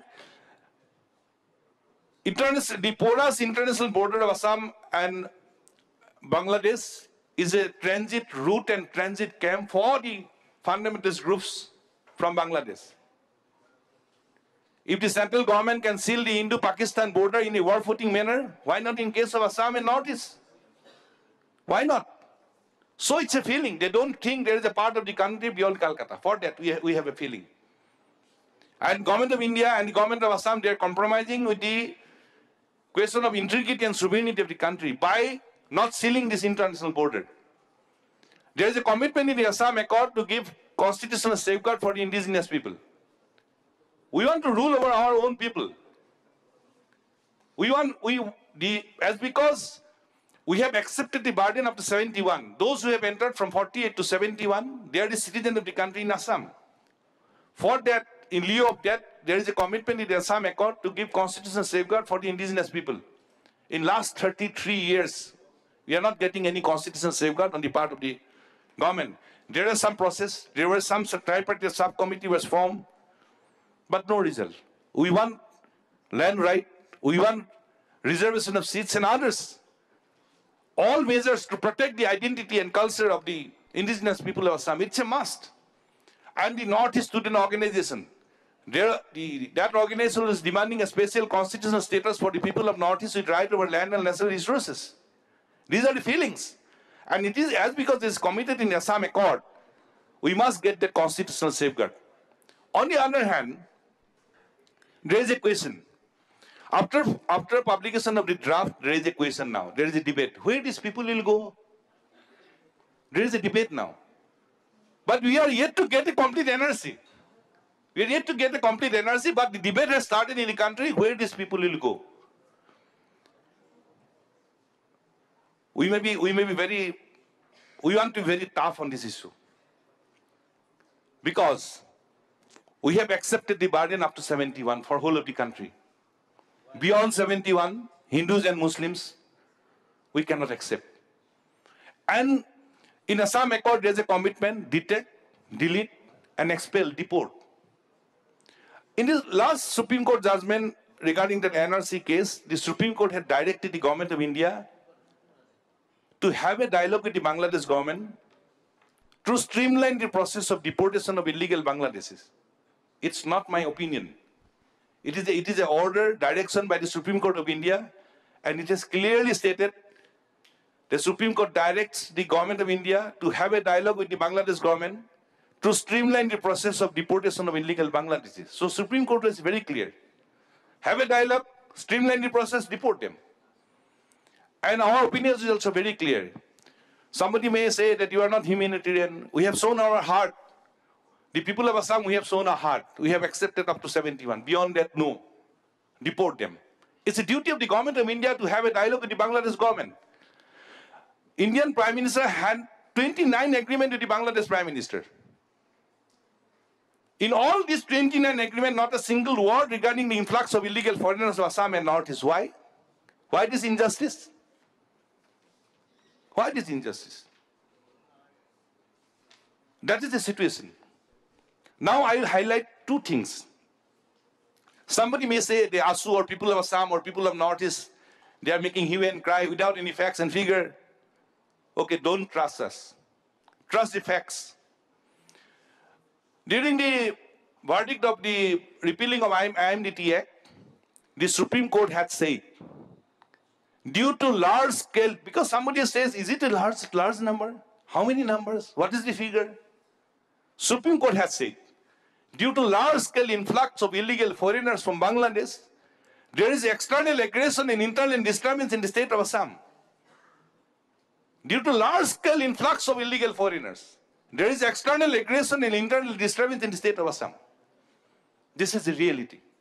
External aggression is on in Assam. What would have been the stand of government of India if it happens in the state of Gujarat, Rajasthan, Delhi? The verdict was given in 2005. Now it is 2018. And both the government, the central government, state governments, they are sleeping now. They did nothing. External aggression is on. So that is the feeling. They don't feel there is a part of the country beyond Calcutta. Second, the Guwahati High Court had said, illegal foreigners can enroll their name in the electoral roll. They became kingmaker. It's not my statement. It's a order of the Guwahati High Court. The illegal foreigner can enroll their name in the electoral roll. They become kingmaker. And if this phenomenon continues, the indigenous Hindus and Muslims, they will become second-class citizens in their own motherland, and foreigner will intrude upon the corridor of power. It is not my statement. It is an order of the Guwahati High Court. In Assam, the foreigners can enroll their name in the electoral, they become kingmaker. And if this phenomenon continues, the indigenous Hindus and Muslims will become second-class citizens in their own motherland. And foreigner will intrude upon the corridor of power. Government is keeping mum, sleeping. No action. And one more point I'd like to verify, I will sum up the whole issue because it's a big issue. There is a propaganda that we are anti-Muslim, we are anti-Hindu, we are anti-Muslim, anti-Bengali. We are not. Those who have entered up to 71 Hindus, Muslims, they can stay. Beyond 71 Hindu, Muslim, they must go. In the process of NRC, there are some points. D-voter, doubtful voter, some issues are there. Yes, in the whole process, it's an administrative process. Government of India and Election Commission, they are executing the whole process. Out of 40, within that 40, some indigenous names and some pre-71 Hindu Muslims names are also there. We are helping them. Nobody should feel fear. Those who have entered up to 71 Hindu Muslim, we are standby with them. We are helping them. During the process of claim, we are extending help. All Indians' name will be there in the NRC. We like to assure here, as a signatory of the Assam Accord, and along with the petitioner is there, we are also intervener with him, we are supporting him. We like to assure it's a list of citizens, National Register of Citizens. No Indian community should have any fear in our mind because it's a list, National Register of Citizens. Indian citizens' name will be there. Pre-71 Hindu, Muslim, everybody's name will be there. If they face any problem, we are extending full support. We are continuing to extend their support. But beyond 71, Hindu, Muslim, no. And I like to cite one example. What is the gravity of the problem? One single. It's not my facts. Because we are here to hear from Sardesai Sahab and our respected Siddharth Sahab also. 3 minutes only. As a student body, actually, I can get that concession also. Student concession. This is student concession now. In the Supreme Court judgment, there is a view. So it's a Guwahati High Court verdict. One Mr. Kamaluddin, he came from Pakistan, entered into Bangladesh, sneak into Assam through Pora's border, roam around and contested election in Assam. This is the grassroots reality in the state of Assam. So anybody can come to Assam, roam around, enroll their name in the electoral roll and contest election in Assam. We need that protection. And there is a propaganda. We are against Bengal. This process is against Bengalis. No. We are not against Bengalis. We are not against Indian Bengalis. There is a campaigning regarding that communalization of the whole issue. I like to clarify, there is no place of communalism in the state of Assam. There is no place of fundamentalism in the state of Assam. There is no place of illegal Bangladeshis in the state of Assam. We are very clear on that point. And now, to derail the whole process, the government of India is adopting some new methods. They are adopting methods in 3-4 ways. Number one, Foreigners Amendment Order 2015. Passport Entry into India Notification 2015. Citizenship Amendment Bill 2016. Long-term visa. These are the 4 measures through which the government of India is trying to derail the process of updating NRC, and for which we are opposing it. Because in our country, the citizenship cannot be determined on the basis of religion. It cannot be. And Assam is not a dumping ground and grazing ground for illegal Bangladeshis. We have accepted up to 71. Beyond 71, we will not. We will resist it. So for that, we are opposing these bills, order, and notification. But Government of India, they are trying hard to derail the whole process with the support of the Assam government, which you are opposing, will continue to oppose. The people of Northeast is determined. There will be statewide, Northeast-wide resentment and resistance is on. We are appreciating the members of the Joint Parliamentary Committee also to support our cause. And here also, we are here to seek support from all the citizens of the country. We had said from the Assam movement days, save Assam today, to save India tomorrow. We like to state here also. Please save Assam and Northeast to save India tomorrow. In latest hearing of the NRC updation process, the Honorable Supreme Court judges has said one line. I like to conclude with that line and one more line. The Supreme Court has said to the state government and central government, think about the state. And this is the time. The central government and state government must think about the state. It's not my opinion. It is the opinion of the honorable judges of the Supreme Court. Honorable Chief Justice of the Supreme Court, they had said, think about the state. The central government and state government must think about the state. And with my single line, I like to sum up my submission. Sitting here in Delhi, we like to tell to the people of the country, save Assam Northeast to save India tomorrow. And India is for Indians. India is for Indians. Assam and Northeast is in India. And Assam, Northeast, and India is not for illegal Bangladeshis. This is our humble submission. India is for Indians. Assam and Northeast is for Indians. India, Assam, and Northeast is not for illegal Bangladeshis. Please protect us. Please save us. Please support us. Thank you.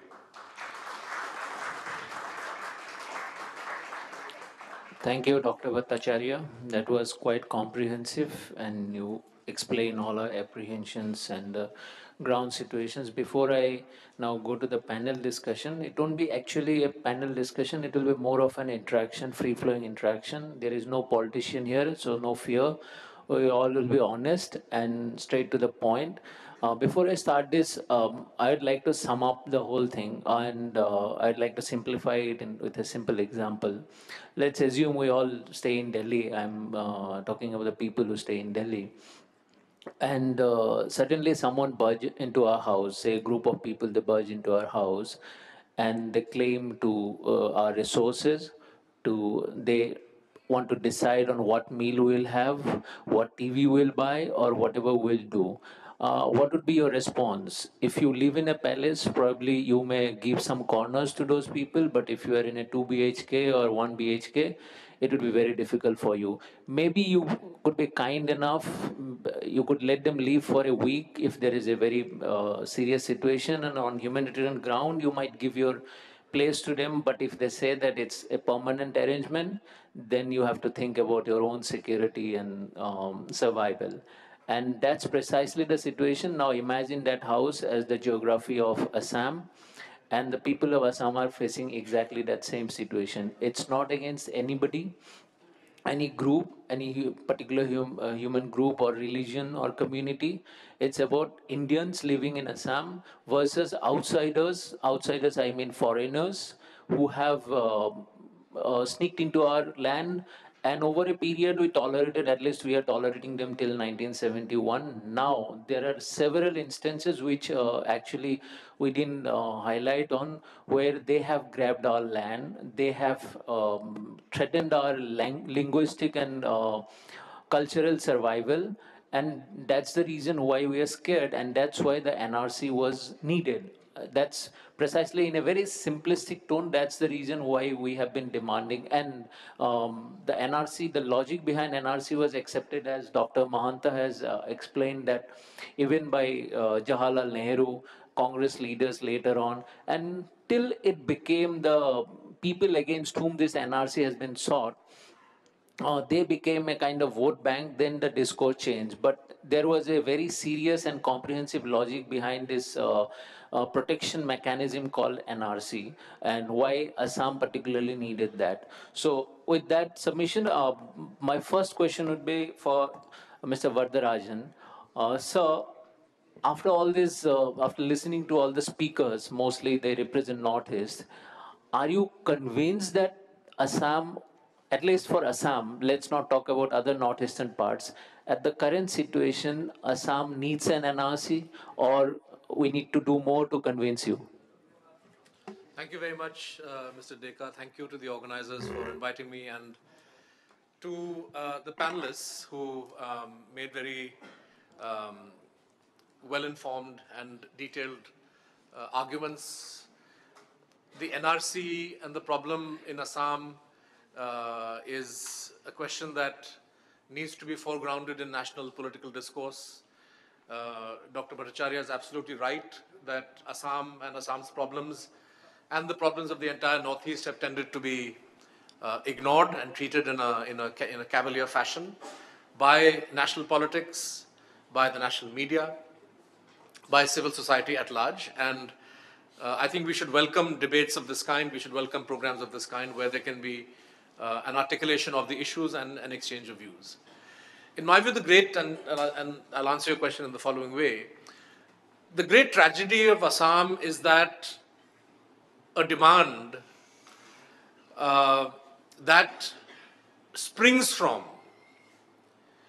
a very well-justified concern about human rights of the people of Assam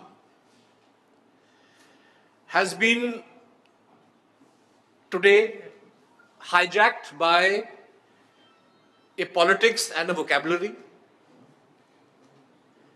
that is so antithetical to any basic conception of rights, and that is so antithetical to the interests of the people of Assam themselves, that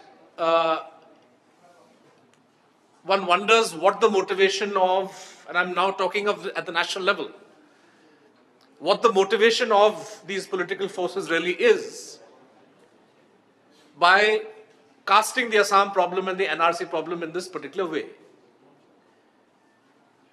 We recently heard, there was a reference made to the president of ruling party, BJP, Mr. Amit Shah. When we can hear our colleagues from Assam grappling with the issue of the outcome,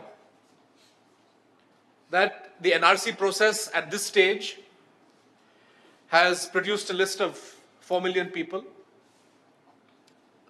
And there are concerns, whether we like them or not, questions will be raised, because we live in a world where people don't like behaving in an inhumane way, people don't like behaving in an unjust way.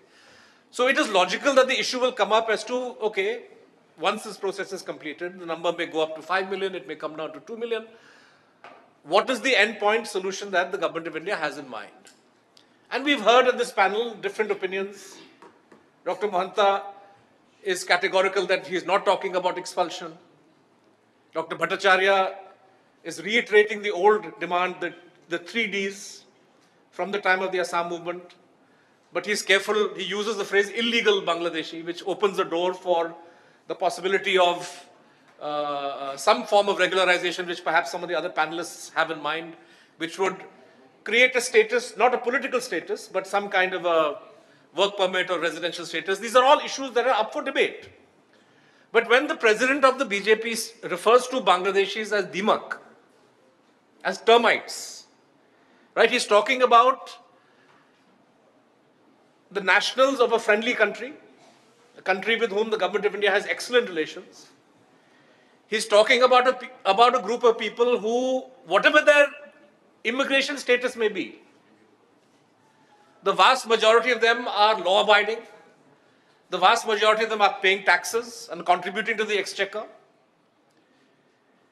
Yes, it is the product of cumulative political opportunism that the status of migrants who came to India without proper documents has remained unaddressed for decades. to the point to which even a migrant who is not interested in getting citizenship feels compelled to get an Aadhaar card, get a passport, get a ration card, because that's the only way you protect yourself from harassment, right? In the entire Citizenship Act of India, there is a reference to how you become a citizen and how you can lose your citizenship. And they use a phrase somewhere called an illegal migrant. Nowhere in this act or in any act of the Government of India is the term illegal migrant defined. Such has been the cavalier attitude of successive governments. So we are grappling with a serious issue.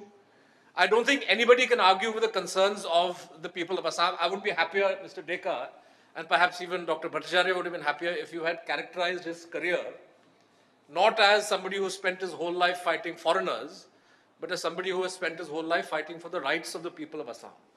That is what your struggle is. If the struggle for the rights of the people of Assam involves taking a stand on the issue of migration and figuring out what to do about undocumented migrants, then he has raised it. He has a point of view. The matter has gone to court. The Supreme Court of India has put its stamp. Whether we like it or not, there is a certain finality to the Supreme Court's ruling on this, which is that you cannot have a situation where the cultural and political or linguistic identity of Assam and the Assamese people and all the peoples of Assam can be compromised by the presence, by giving political rights or other forms of, but primarily political rights to people who are not Assamese and who are not Indian, right? So this is a live, valid issue which Dr. Samujjal and his colleagues have raised, and they've raised it over a long period of time.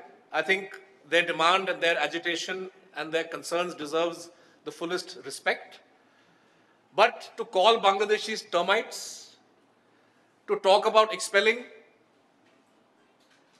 when the debate has not even moved in that direction, to my mind is what you referred to, that this is yet another way to derail.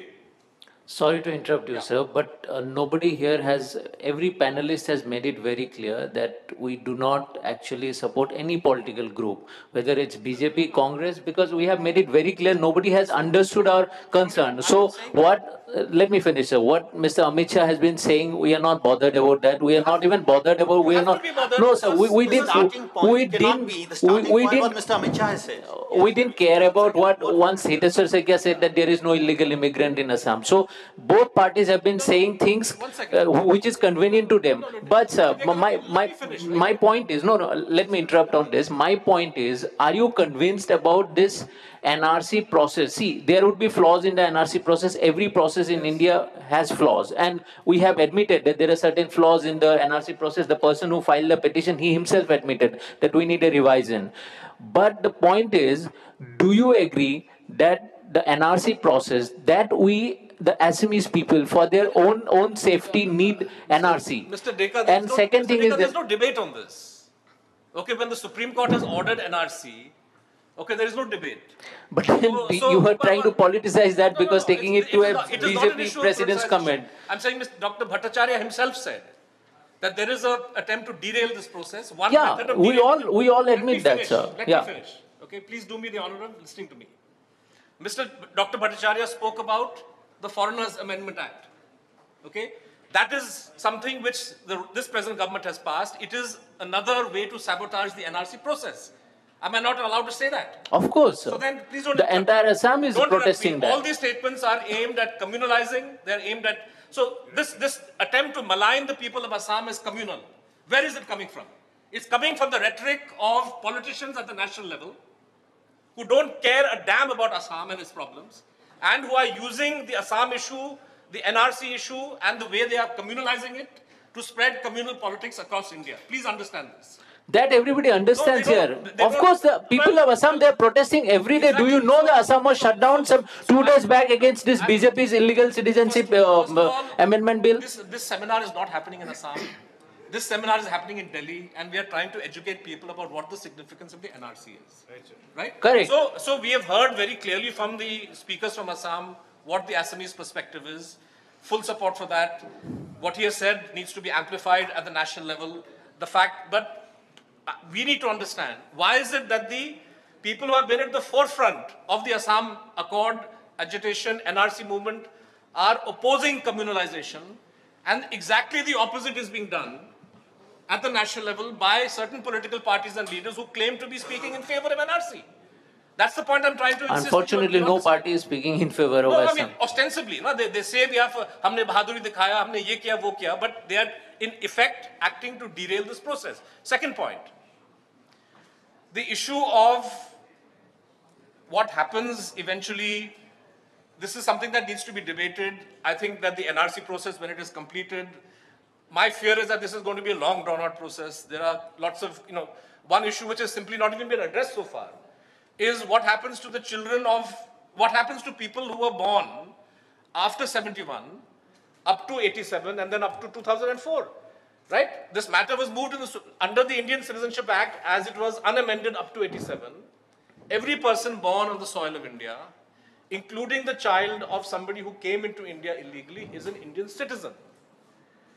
Next, the Citizenship Act is amended in 2004 to say that if one parent is an illegal migrant, but what is an illegal migrant is not defined in any law or statute. So there was, I think Justice Gogoi, in fact, when the matter came to him 3-4 years ago, said that there should be a constitution bench to settle the issue of what happens to the children of, I believe, the NRC. It's already referred on 10th of March 2016. That's right, but the bench has not been constituted. There's been, and the NRC process, this will be a further wrinkle in that enumeration, because I would imagine that the numbers of those who are born after 71 and their offspring is probably a very, very large chunk. In my view, any NRC process has to, and these will be the final words I will say before you move on, has to satisfy 2 or 3 fundamental criteria. Nobody who is not an Indian citizen should have any say in the electoral process and politics of Assam or any other part of India. This is a fundamental non-negotiable point. The end goal of an NRC should be to ensure that only those people get to vote who are actually Indian citizens. Secondly, the problem of statelessness cannot be wished away. The fact is that even if the number comes down to 2 million or 1.5 million, many of those will be people who are born in India. Many of those will be people who are simply not in a position to even prove Bangladeshi citizenship, even if the Bangladesh government were to be willing to accept anybody. Issue of statelessness cannot be dealt with in a cavalier fashion. This has to be taken on board, and a humane method has to be resolved that respects the cultural, linguistic, political rights of the people of Assam, but which also allows India to hold its head high in the Committee of Nations.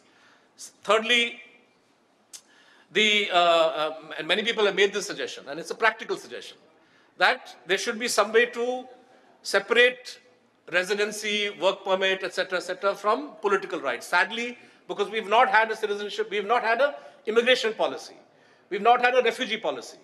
Everything has been a big mishmash. And so any migrant coming is forced, even if they don't want to get the trappings of citizenship, to acquire those trappings in order to stay. So this tight linkage between work, citizenship, residency can and should be broken through some kind of, and this is something that the group of ministers, the GOM report after Kargil, Dr. Madhav Godbole, who was Home Secretary, chaired a task force on border management. This was one of the recommendations that was made during the Vajpayee government's time, but sadly, no government has picked this up. Last point, I think we need to pay attention to language. In my view, and this has been my argument in the media, it's been my argument with Assamese friends, the term infiltrator. India is perhaps the only country, not even Donald Trump or rednecks in America, refer to migrants or illegal migrants as infiltrators. We need to use language that is careful and accurate. An infiltrator is somebody who comes across the LOC with a gun to plant a bomb. Those guys are infiltrators. Somebody who's coming to migrate because of work reasons or other reasons, maybe they're a Hindu migrant who is fleeing religious persecution, I don't know. But to label such people as infiltrators, to my mind, is to do great violence to the language. So let us call them migrants, illegal if you want, undocumented. The preferred term internationally is an undocumented migrant. And, so one should not use charged language, because this kind of language also makes the debate, surcharges the debate and moves it away from a fruitful direction. So I would urge that, that this issue be considered also, that sober language be used. And lastly, what has happened to migrants who have come, NRC will deal with them. But you are confronting today a problem which is the Foreigners Amendment Act, which if implemented will open the door to fresh influx. And to my mind, this is an issue. I know that in Assam, various organizations have raised it. Dr. Bhattacharya has been at the forefront of that. This is an issue that, don't communalize Indian citizenship. The great strength of the Assam movement has been its rejection of communalism of any kind. And it's a pity that Dr. Bhattacharya, after 3-4 decades of this movement, showing what it is nationally, still feels the need to reiterate this core principle of the Assam movement. We should not be in any doubt about the fact that the Assam movement is not driven by communalism, and I think that an attempt is being made to communalize and to use the Assam issue to spread communalism across. And absolutely last point, the issue I need to flag here, there's been talk of NRCs in different states.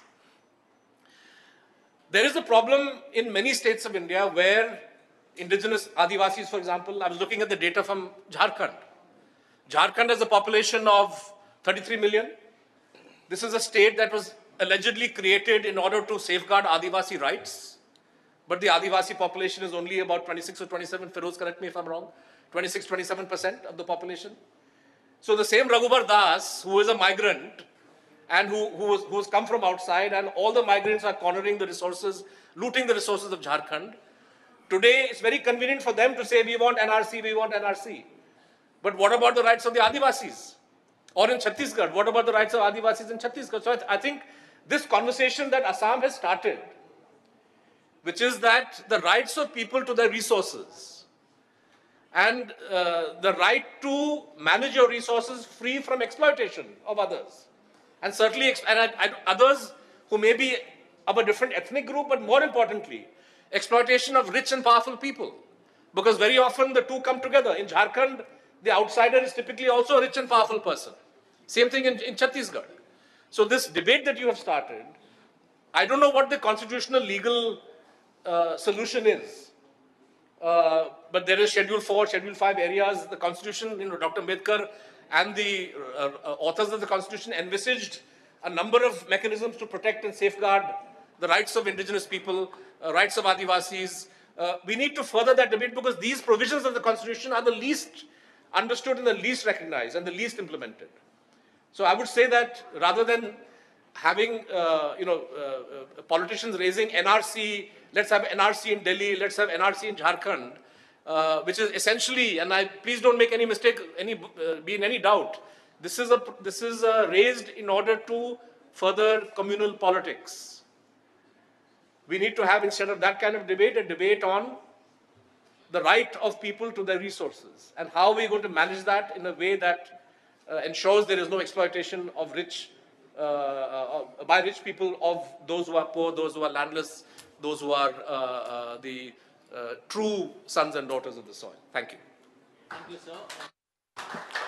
The people of Assam were all very aware that this ruling party is not at all serious about solving the NRC issue, for the simple reason they are also trying to make it communal. I fully agree with you on that part, that they are trying to showcase it in a state like Madhya Pradesh as something like Hindu versus Muslim, which absolutely it is not.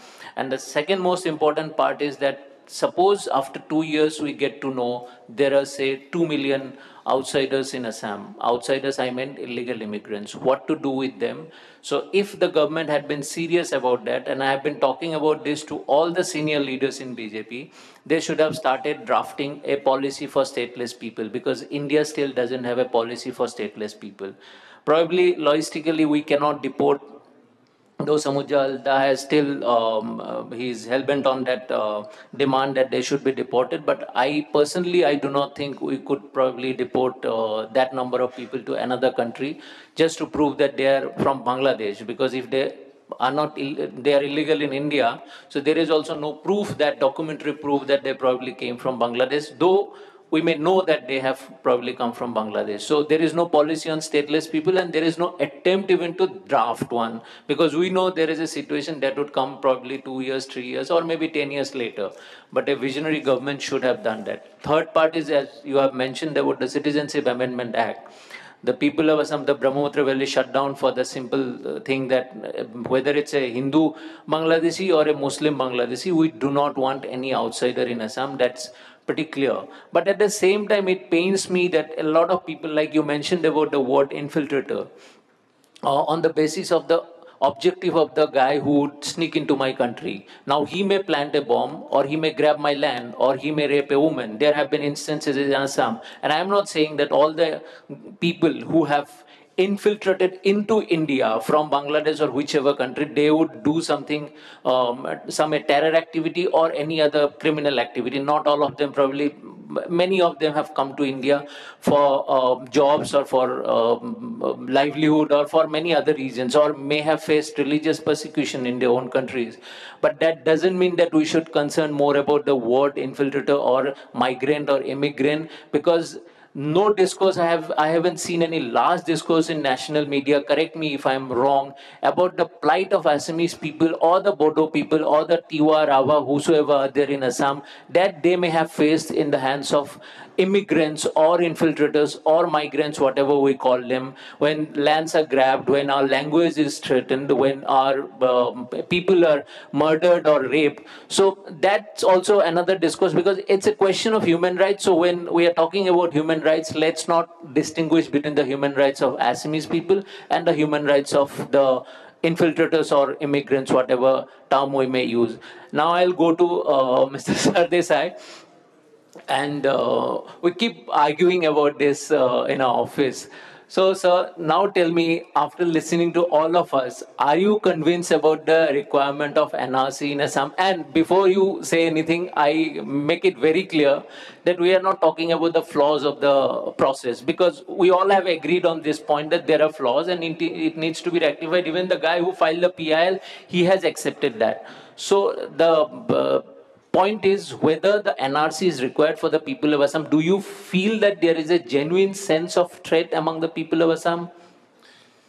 Thank you very much, Kaushik, first of all, for persuading me to come and carry forward the debates that we have in an office newsroom to a forum like this, and to the organizers, because I think it is extremely valuable for someone like me, because I said I would come purely as an observer to listen.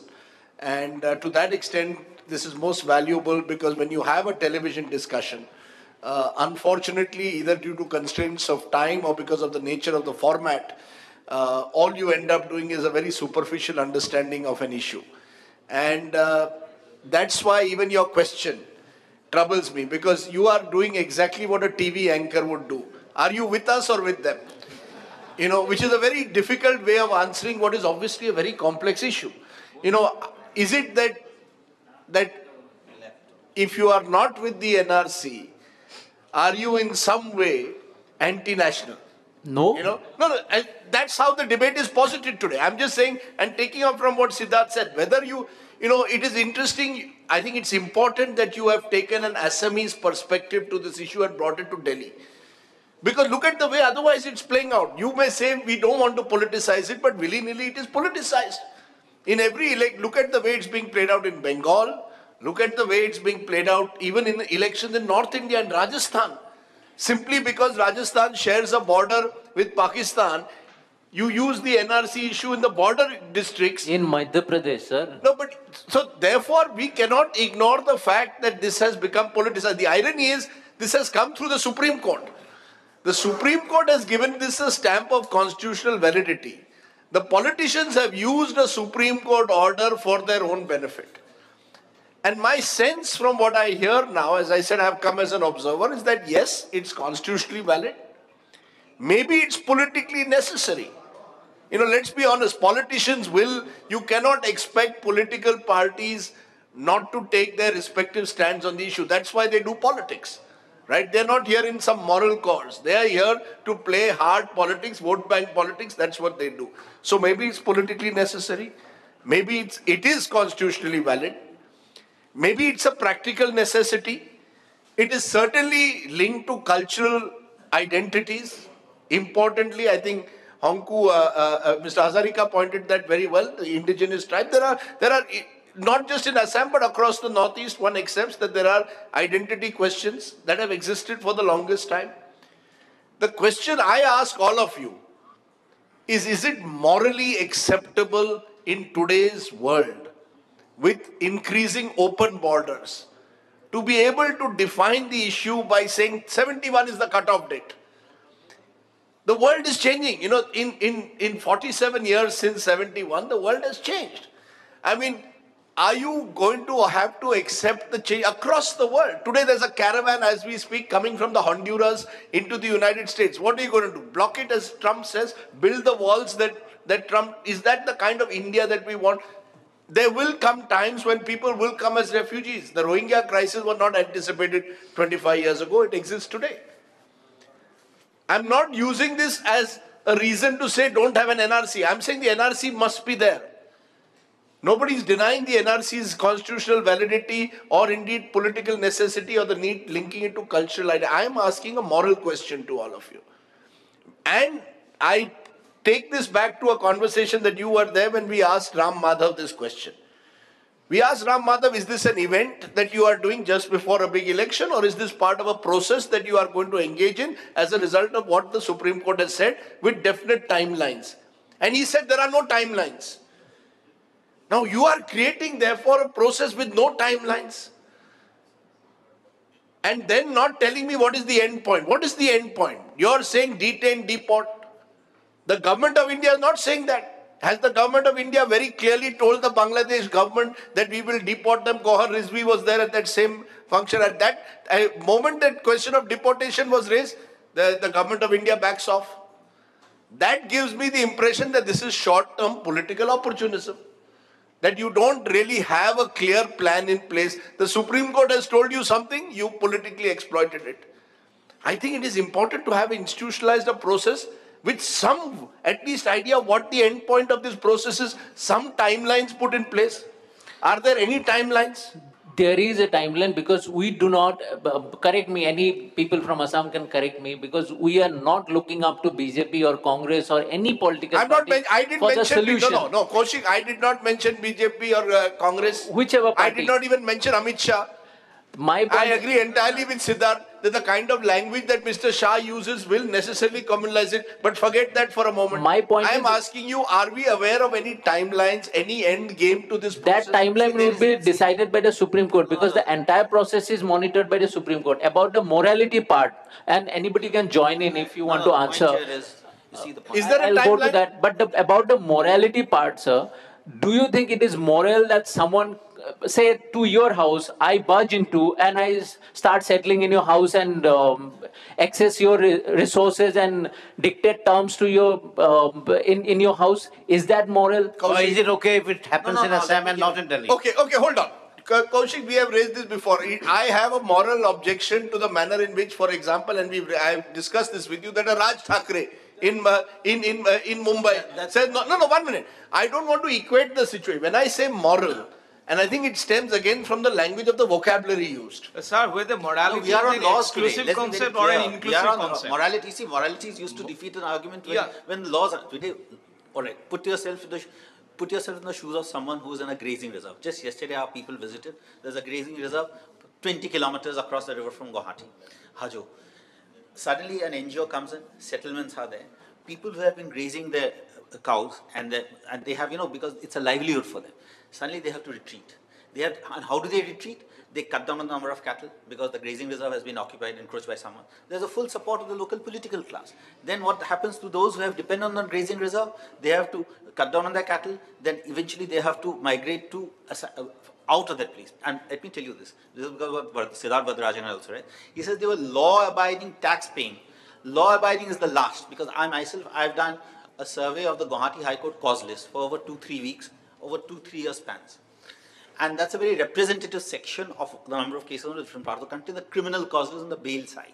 60 to 70% of the names, because fortunately, in Assam, unlike Bengal, you can still identify who's of a migrant origin and who's not of migrant. 60 to 70% of the bail applicants are those of immigrant origin. That's one. We found that. That also is reflected on the ground. There are, unfortunately, the vernacular press reporting does not get reported in the national media. But even in fact, Sangeeta's father had come had gone for a meeting in Golagha. He came, and this has not been happening now, it's been happening. What they do, they will come, when 50% of the forest is encroached, what does it mean? They raise the forest, pillage the area, drive the local population out. Do you know today that the Koch Rajbangshis, who are actually the largest indigenous population in India, in Assam, they have no place in their home district of Dhubri. They have been driven out. I'm not disputing that. When I ask you the moral question, let me ask you a direct question. Yeah. 40 lakh people effectively as a result of the first round of the NRC, which is subject to review, have been, it has been suggested, do not qualify for citizenship. Correct? Right. What are you going to do with them? When this question is asked, I am only saying when this question is asked, what are you going to do with them? Correct. There is no clarity given. Are you setting up detention camps? How is this process of deportation? As I said, I am not disputing the basic constitutional validity of the NRC. I am asking you, surely it is important also to explain a process. I had asked Dr. Mahanta to respond Kaushik, to I that. would also like to butt in after Mr. Mahanta. Yeah, doesn't work. In any case, Rajdeep, I think you're confusing the procedural issues and the substantive issues. If you look at Assam today, 11 districts have been bypassed today. So when you talk about morality, the morality is not an abstract concept. When you talk about community, community does have certain closeness. You didn't listen to my presentation, and it was a great debate took place in Constituent Assembly, whereby Nehru has enunciated 5 principles for the tribal. So when you talk about morality, how about tribal morality? How about the morality of those people? Just listen to me, just because they are numerically very few, you have a parliamentary democracy where pass to the post system is so important, where number is important. Don't they have the moral right to exist? So 11 districts have been bypassed today. How to look into that morality principle? Even human rights, as I said, is a contested domain. You have universalism, you have relativism. Even Occidental approach has been challenged by Orientalism. You have a whole bunch of human rights of first generation, second generation. So my point is that having this problem is not to, let's not belittle the problem. As I say, we may not be I have some differences with Samujjal Bhatta. We may not be in a position to deport them. But the question is, where do we reconcile? That reconciliation is important. Let's not obfuscate it in the name of some moral principles, because in these days of democratic parliamentary politics, number is important. That is why I think some protective mechanism, maybe some constitutional protection, is so important to keep them, while in lieu of granting some settlement permit. No, I'm again only asking. I'm saying once you've declared them effectively stateless, what do you intend to do? Should be part of a transparent process. It cannot become, as it has become, a binary where either are you with us or with them. They are, at the end of the day, and I believe in a universalism of human rights, but either way, whichever way you look at it, surely there must be some way in which whoever is in power must give us a transparent road ahead. There must be a roadmap. I don't see a roadmap. Where is the roadmap? Please tell me, what is the roadmap for the next 3 years? Is it 1 year, 2 years, 5 years? What is the roadmap? Sangeeta, you wanted to respond to that. No, I think what I understand of what Rajdeep is saying is also that the migration is a reality. And nobody has been able to stop migration. Assam, if you look at Assam's history, migration is also part of Assam history. Various communities have come and made Assam over the centuries. So, including the Ahoms. So the migration is a reality, and it is and no amount of building a wall on the boundary can stop this. I was on the Dhubri border, Assam-Bangladesh border 2 weeks ago, and there is this river which the Bangladeshis, the local people call it also Gangadhar, and Assamese call it Godadhar Nodi. So on the Godadhar Nodi, when the Modi government came, so there was that construction of that big road, Samujjal Bhatta would know, know, and you have gone to that border. So almost entire road is now gone within 6 months' time. It's been taken away by the river. So, all of this is happening on the ground. Okay, so however much of a wall you build, so this is going to happen. So this is where the whole question comes of constitutional safeguard that the Assam Accord talks about. That because you cannot stop this human process is a reality. History says this, and history is witness to this. So where you can perhaps do this is dealing with the constitutional safeguard. That point is something that I think can solve certain problems. And the other thing about statelessness, I'd like to, draw attention to, the fact that when 1971 Bangladesh was born, many people were made stateless in that country, particularly the Bihari Muslims. And till date, the Bihari Muslims, the huge chunk, about 7 lakhs of them, have been staying in the refugee camps and without voting rights. And the West Pakistan never agreed to take them. So they've remained stateless. Only in 2008, only 10 Bihari Muslims were given citizenship by the Dhaka High Court. And now there is, I think in 2011, there is a order as per which the sons and daughters, the descendants of that generation are going to be Bangladeshi citizens. But that's only again on paper. So that entire area, when you also bring in the question of Rohingyas, that entire area, there is a question of statelessness now. So, and it has been there for a long time. So, and as you said, the world had changed. So one needs to also deal with that part of it. What do you do with it? So the entire Assam problem also brings us to this question of statelessness, and we cannot run away from it. We need to deal with it, and the government of India also needs to deal with it. But I feel that okay, hold on. Can I add one more? One by one. Because Sardesai Sahib asking us a moral question. No, it's not a question. It's a hard thing. Yes, it's a hard thing. It's a question I would also ask people from other parts of the country, just to make it very clear. It's right. I'd like to submit my point. I'd like to submit my point because first regarding the time frame, I do agree with you. Regarding NRC, Supreme Court is monitoring. Supreme Court is giving a time frame. Month by month, they are monitoring. So they are giving time. Regarding solution of the vexed foreign national problem, we are demanding a time-bound action plan to implement Assam Accord. Time frame we are wanting, but government is not giving. That is number 2. Time frame is a need of the hour. 33 years after signing Assam Accord, 268-kilometer international border is for us. What do you say about the moral authority of the government of India?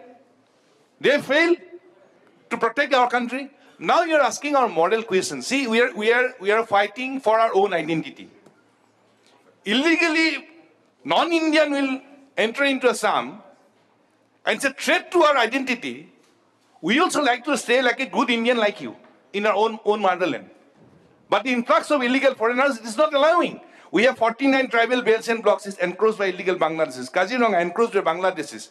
Agricultural and lands of Sotra, is encroached by illegal Bangladeshis. Whole democratic pattern of Assam has changed. Now, sir, you are asking moral question. Will you allow us to, will you suggest us to live like a second-class citizen in our motherland? No, we cannot. We like to ask you, sir, what is your moral duty to protect the indigenous people of Assam and Northeast? Please tell us, sir. You are asking question. So we are asking guidance from you. Samujjal, we are running out of time. Briefly, Arunim Bhuya. One point. Briefly, very briefly.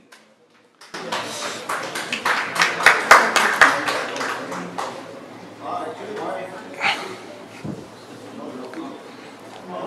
question is basically a very technical question. Lots and lots of people from Assam are living in other parts of India, right? I'm talking about only Assam because that is where the NRC update is taking place.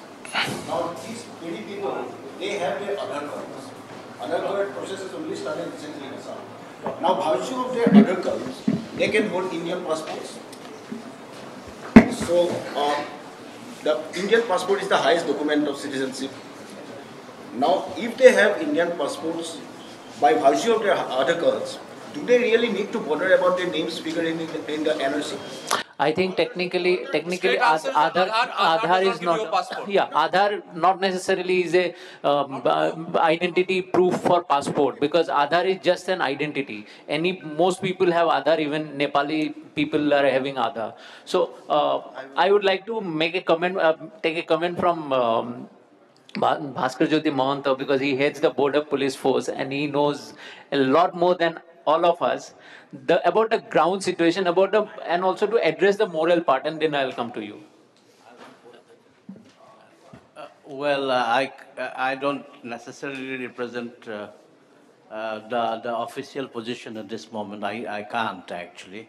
I've just come back from National Police Academy. I came straight from the airport to this place. I had gone there for a seminar, and I have a meeting with the number of officials out here in respect of 31 number of Bangladeshis who we have just caught the other day in Guwahati police stations. This is very interesting. So we have found that a big network happening, though it's not in an official capacity, I'm saying as an Assamese, I'm kind of worried the kind of network that spreads in Bengaluru and in Delhi that they have made. When I'm saying they, I hope I'm not being immoral. It's actually one human story vis-a-vis another human story. And I would rather be bothered more about my human story as well, because I can't wear a pretentious, cap and claim that milk of human kindness only applies to me and not to the other guys. Well, it does, of course, but to the extent that it keeps me safe. Anyway, so I'm also worried about Delhi because Delhi is my second home. So I would rather tell the officials out here to the kind of network that exists out here. And also in Bangalore, I have already had my interactions, my interfacings with them. And we had passed a message about 25 lakhs Bangladeshis who have gone there since the last 20 years. And now they have made a huge network out in Bangalore as well. So issue is like this, that I just say about the 5-bench judgment, I haven't heard this one coming up. It all happened with the Supreme Court, Honorable Supreme Court, with as many as 5 judges having come with this pronouncement about a silent invasion having taken place in Assam. So this is the truth, and about the silent invasion. And this has impeded a cultural development, and the existence of a particular race might be in jeopardy.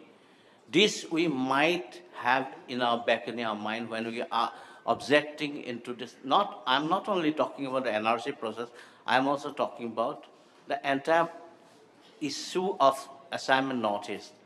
I'm also would like to bring to your kind notice about the sacrifices the people of Assam have made in accepting 71, while the rest of the country, it is pretty much since last 50 years that you got to catch them, you got to take care of them as a persona non grata, if not an illegal immigrants or whatever. But as far as Assam, we do not have that luxury. Only from 71, we have to take care of them now, as per the Assam Accord and the laws thereafter. As I said, it is one human issue vis-a-vis another human issue. Now the votaries, as we get to read mostly in Wire and Acquaint, mostly. Kindly don't mind me saying that. I've followed all the articles that have appeared there. The focus, it has come. The narrative has been that of the perspective of the illegal migrants themselves, not of the other guys, from the people of Assam. I don't know, that's a hugely lopsided approach. Unfortunately, the national media looks like... Sorry, sir, I just want to interrupt. I mean, we've been getting a lot of flack actually for... But you should be happy that you are getting readership. We should be because it's not that. You know, people like Udayan Mishra and all have written about this, and Hiren Guha has written about it. And so a lot of other people, Harikrishna Deka. Yeah. So, it's not about whose side you are. It's also about viewpoints. I will sidestep this because that you can communicate. We can get rid of that amic approach. I'll come to Mr. Hazarika. So now the cocktail circuit domination has gone down all right. The genuine concerns and the objectivity in approach. But sir, what you are saying is that Wire is actually gaining in readership.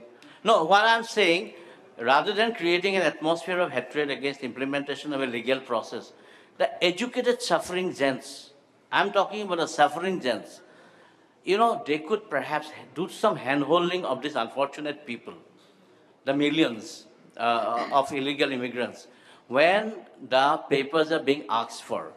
Now in Assam, the things like this is happening, that there are father lending agencies are working, you know, minting money. Father lending agencies. The legacy data selling agencies are far too many.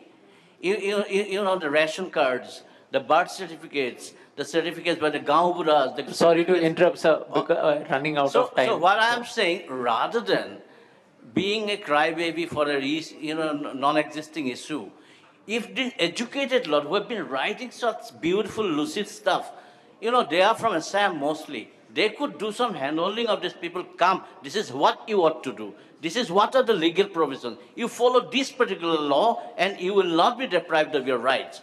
You know, that kind of a scenario has to be sent across. People must do some work as well besides lecturing. Mr. Hazarika, quickly. And I can see the human rights issue as far as the migrants, and there seems to be various viewpoints on that. The best way today, because we don't need to look anywhere else, we need to only look at the rest of the northeastern states. I said it in my presentation, I'm reiterating now. The other northeastern states today do not have that kind of a problem, only for a primary reason that any person, any Indian citizen who even goes into any of the states, whether it's Arunachal, Nagaland, etc., will have very limited rights. They do not have rights over land, they do not have rights to the government jobs, they have limited rights everywhere. So as a result of which, you do not have a permanent migrant population which settles there. Anybody who goes in there will ipso facto or perforce have to turn back. Now, Manipur has recently adopted that. What has it done?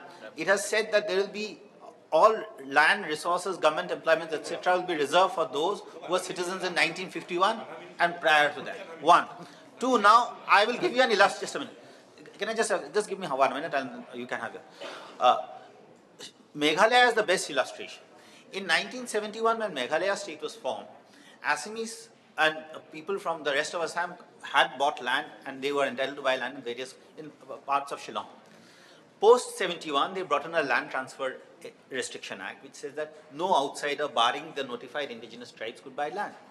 As a result of which, going forward, it's not that anybody was divested of the property, those who had bought, but those who had bought could only sell to a local, and progressively, now after 50 years of Meghalaya formation, 50 years in 71, the indigenous population now today has increased significantly, and those from outside have come now. So the laws which have been used to protect migrants, if we use corresponding laws which can be bloodlessly, safely, and very effectively used to protect the indigenous without displacing or disclosing anyone. Any Assamese can today go and work in Shillong and come back, but he can't get any other rights.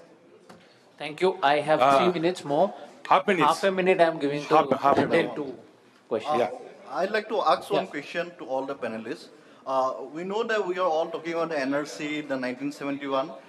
We also know that the Citizenship Amendment Bill 2016 is coming up. If it gets passed somehow, and where we are talking about the minorities coming from Bangladesh, from Afghanistan, if that bill is passed, what will be the future of NRC? What do you think? I'm asking to all the panelists.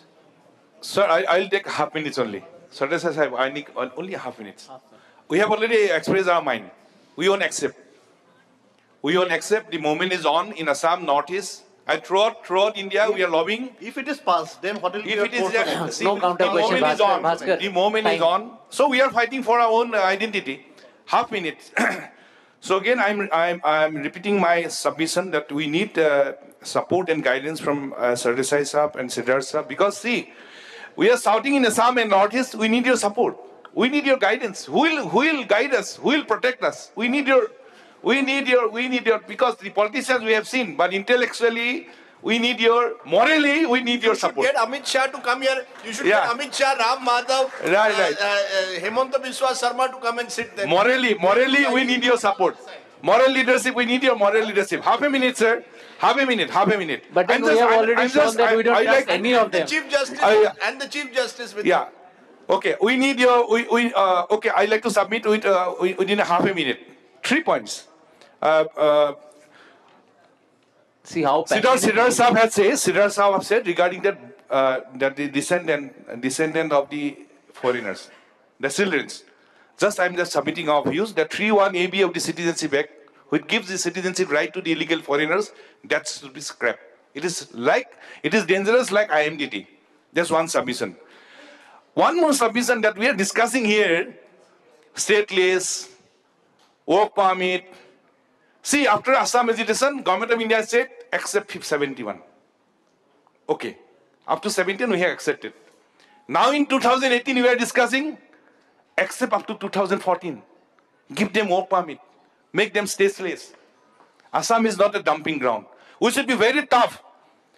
We should be very tough. We have accepted the burden up to 70 on behalf of the country. Beyond that, Assam is not a dumping ground. We will not accept any Bangladeshis who entered after 70 on Hindus and Muslims. No work permit in Assam. No disettlement in Assam. We are very clear.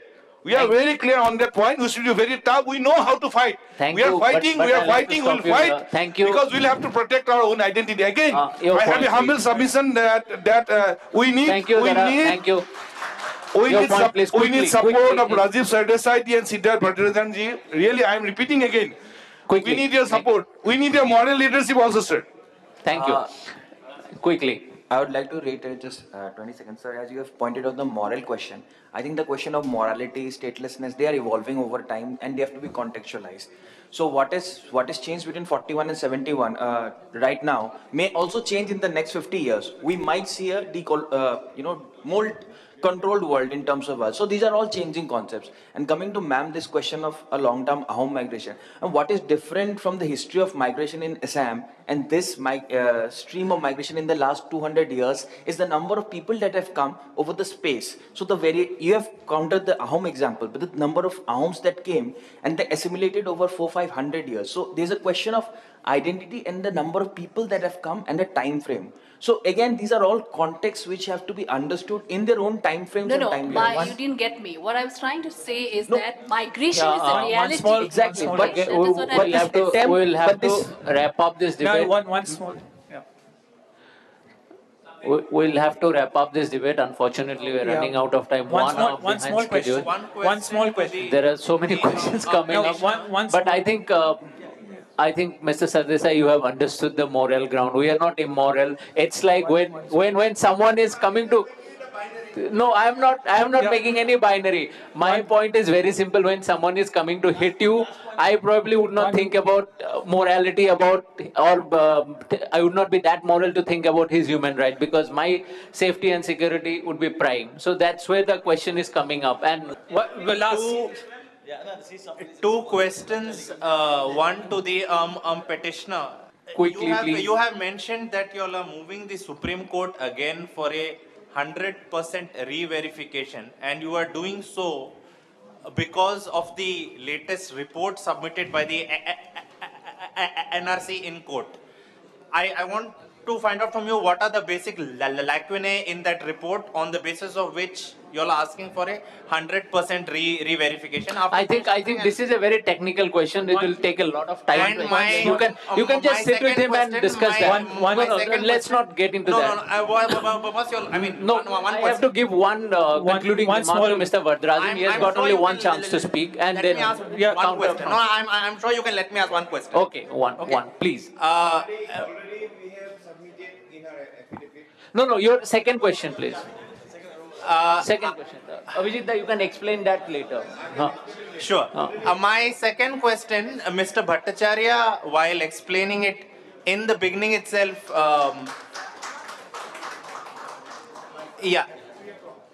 So Mr. Bhattacharya said in the beginning that before the final draft was published, there was a lot of false propaganda that it is anti-Muslim, anti-Bengali, etc. I will quote 3 statements said here today during this debate. I first quote the petitioner, Mr. Abhijit Sharma, when he was describing how Assam's officials of the state government are also responsible in having names of Bangladeshis in the voters list and so on. He said The officers are our people. They are not Guptas, Iyers, Chakrabortis, and Senguptas. The second comment Mr. Samuel was saying. He also said Rahman and Ali when he mentioned our people. So let's not get into that. That's a very technical debate. You have to let me complete. No, this is getting very micro. One yes or no question. Let's go to him. Let's go to him. Yeah, let's go to him. No, this is absolutely not necessary. Yeah, one yes or no question. Yeah, please. Yeah, I'm Rudranil Ghosh from Times of India. Question to all the panelists. Do you think protective rights for Assamese people, local Assamese people, it has to be ultimately a solution to this illegal migration problem? Who would take this question?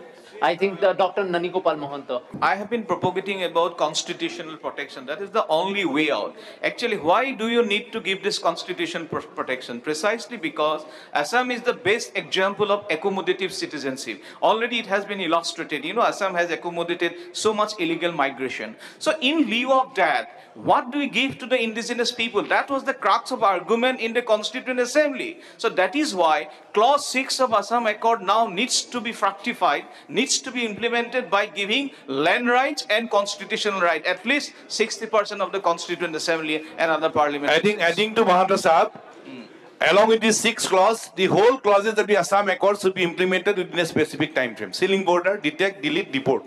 Okay, last concluding remark from Mr. Vardharajan. He is our special guest, so he should get a chance. Yeah, after this, let him finish the comment, please. I will just, please. I won't take more than 30 seconds. Dr. Bhattacharya asked me, he wanted us to give advice. My advice, honestly, is that if the argument is made strongly, as you have been making, that the Assamese people's cultural and political rights have to be protected, if need be through laws of the kind you're talking about in Meghalaya, there will be no argument from any reasonable person in India or the world. If the argument becomes, however, that 4 million people have to be thrown out, then you will undo all the goodwill and all the support that you have for your most principal demand. So I would urge you, my advice is to think a little bit about what the end game should be, and this kind of approach needs to be moderated in some way, because otherwise all the people who are supporting you on NRC, on the principle of it, will feel a little bit awkward backing you all the way. That's all. Thank you so much. I think the conclusion is that on the philosophical terms, there is no opposition to NRC, but there are questions about implementations and how we should go about it. There should be a more human approach. Thanks everyone for joining this seminar. And lunch is being served now, so let's go for lunch now. I think everyone is very hungry here. Thank you once again.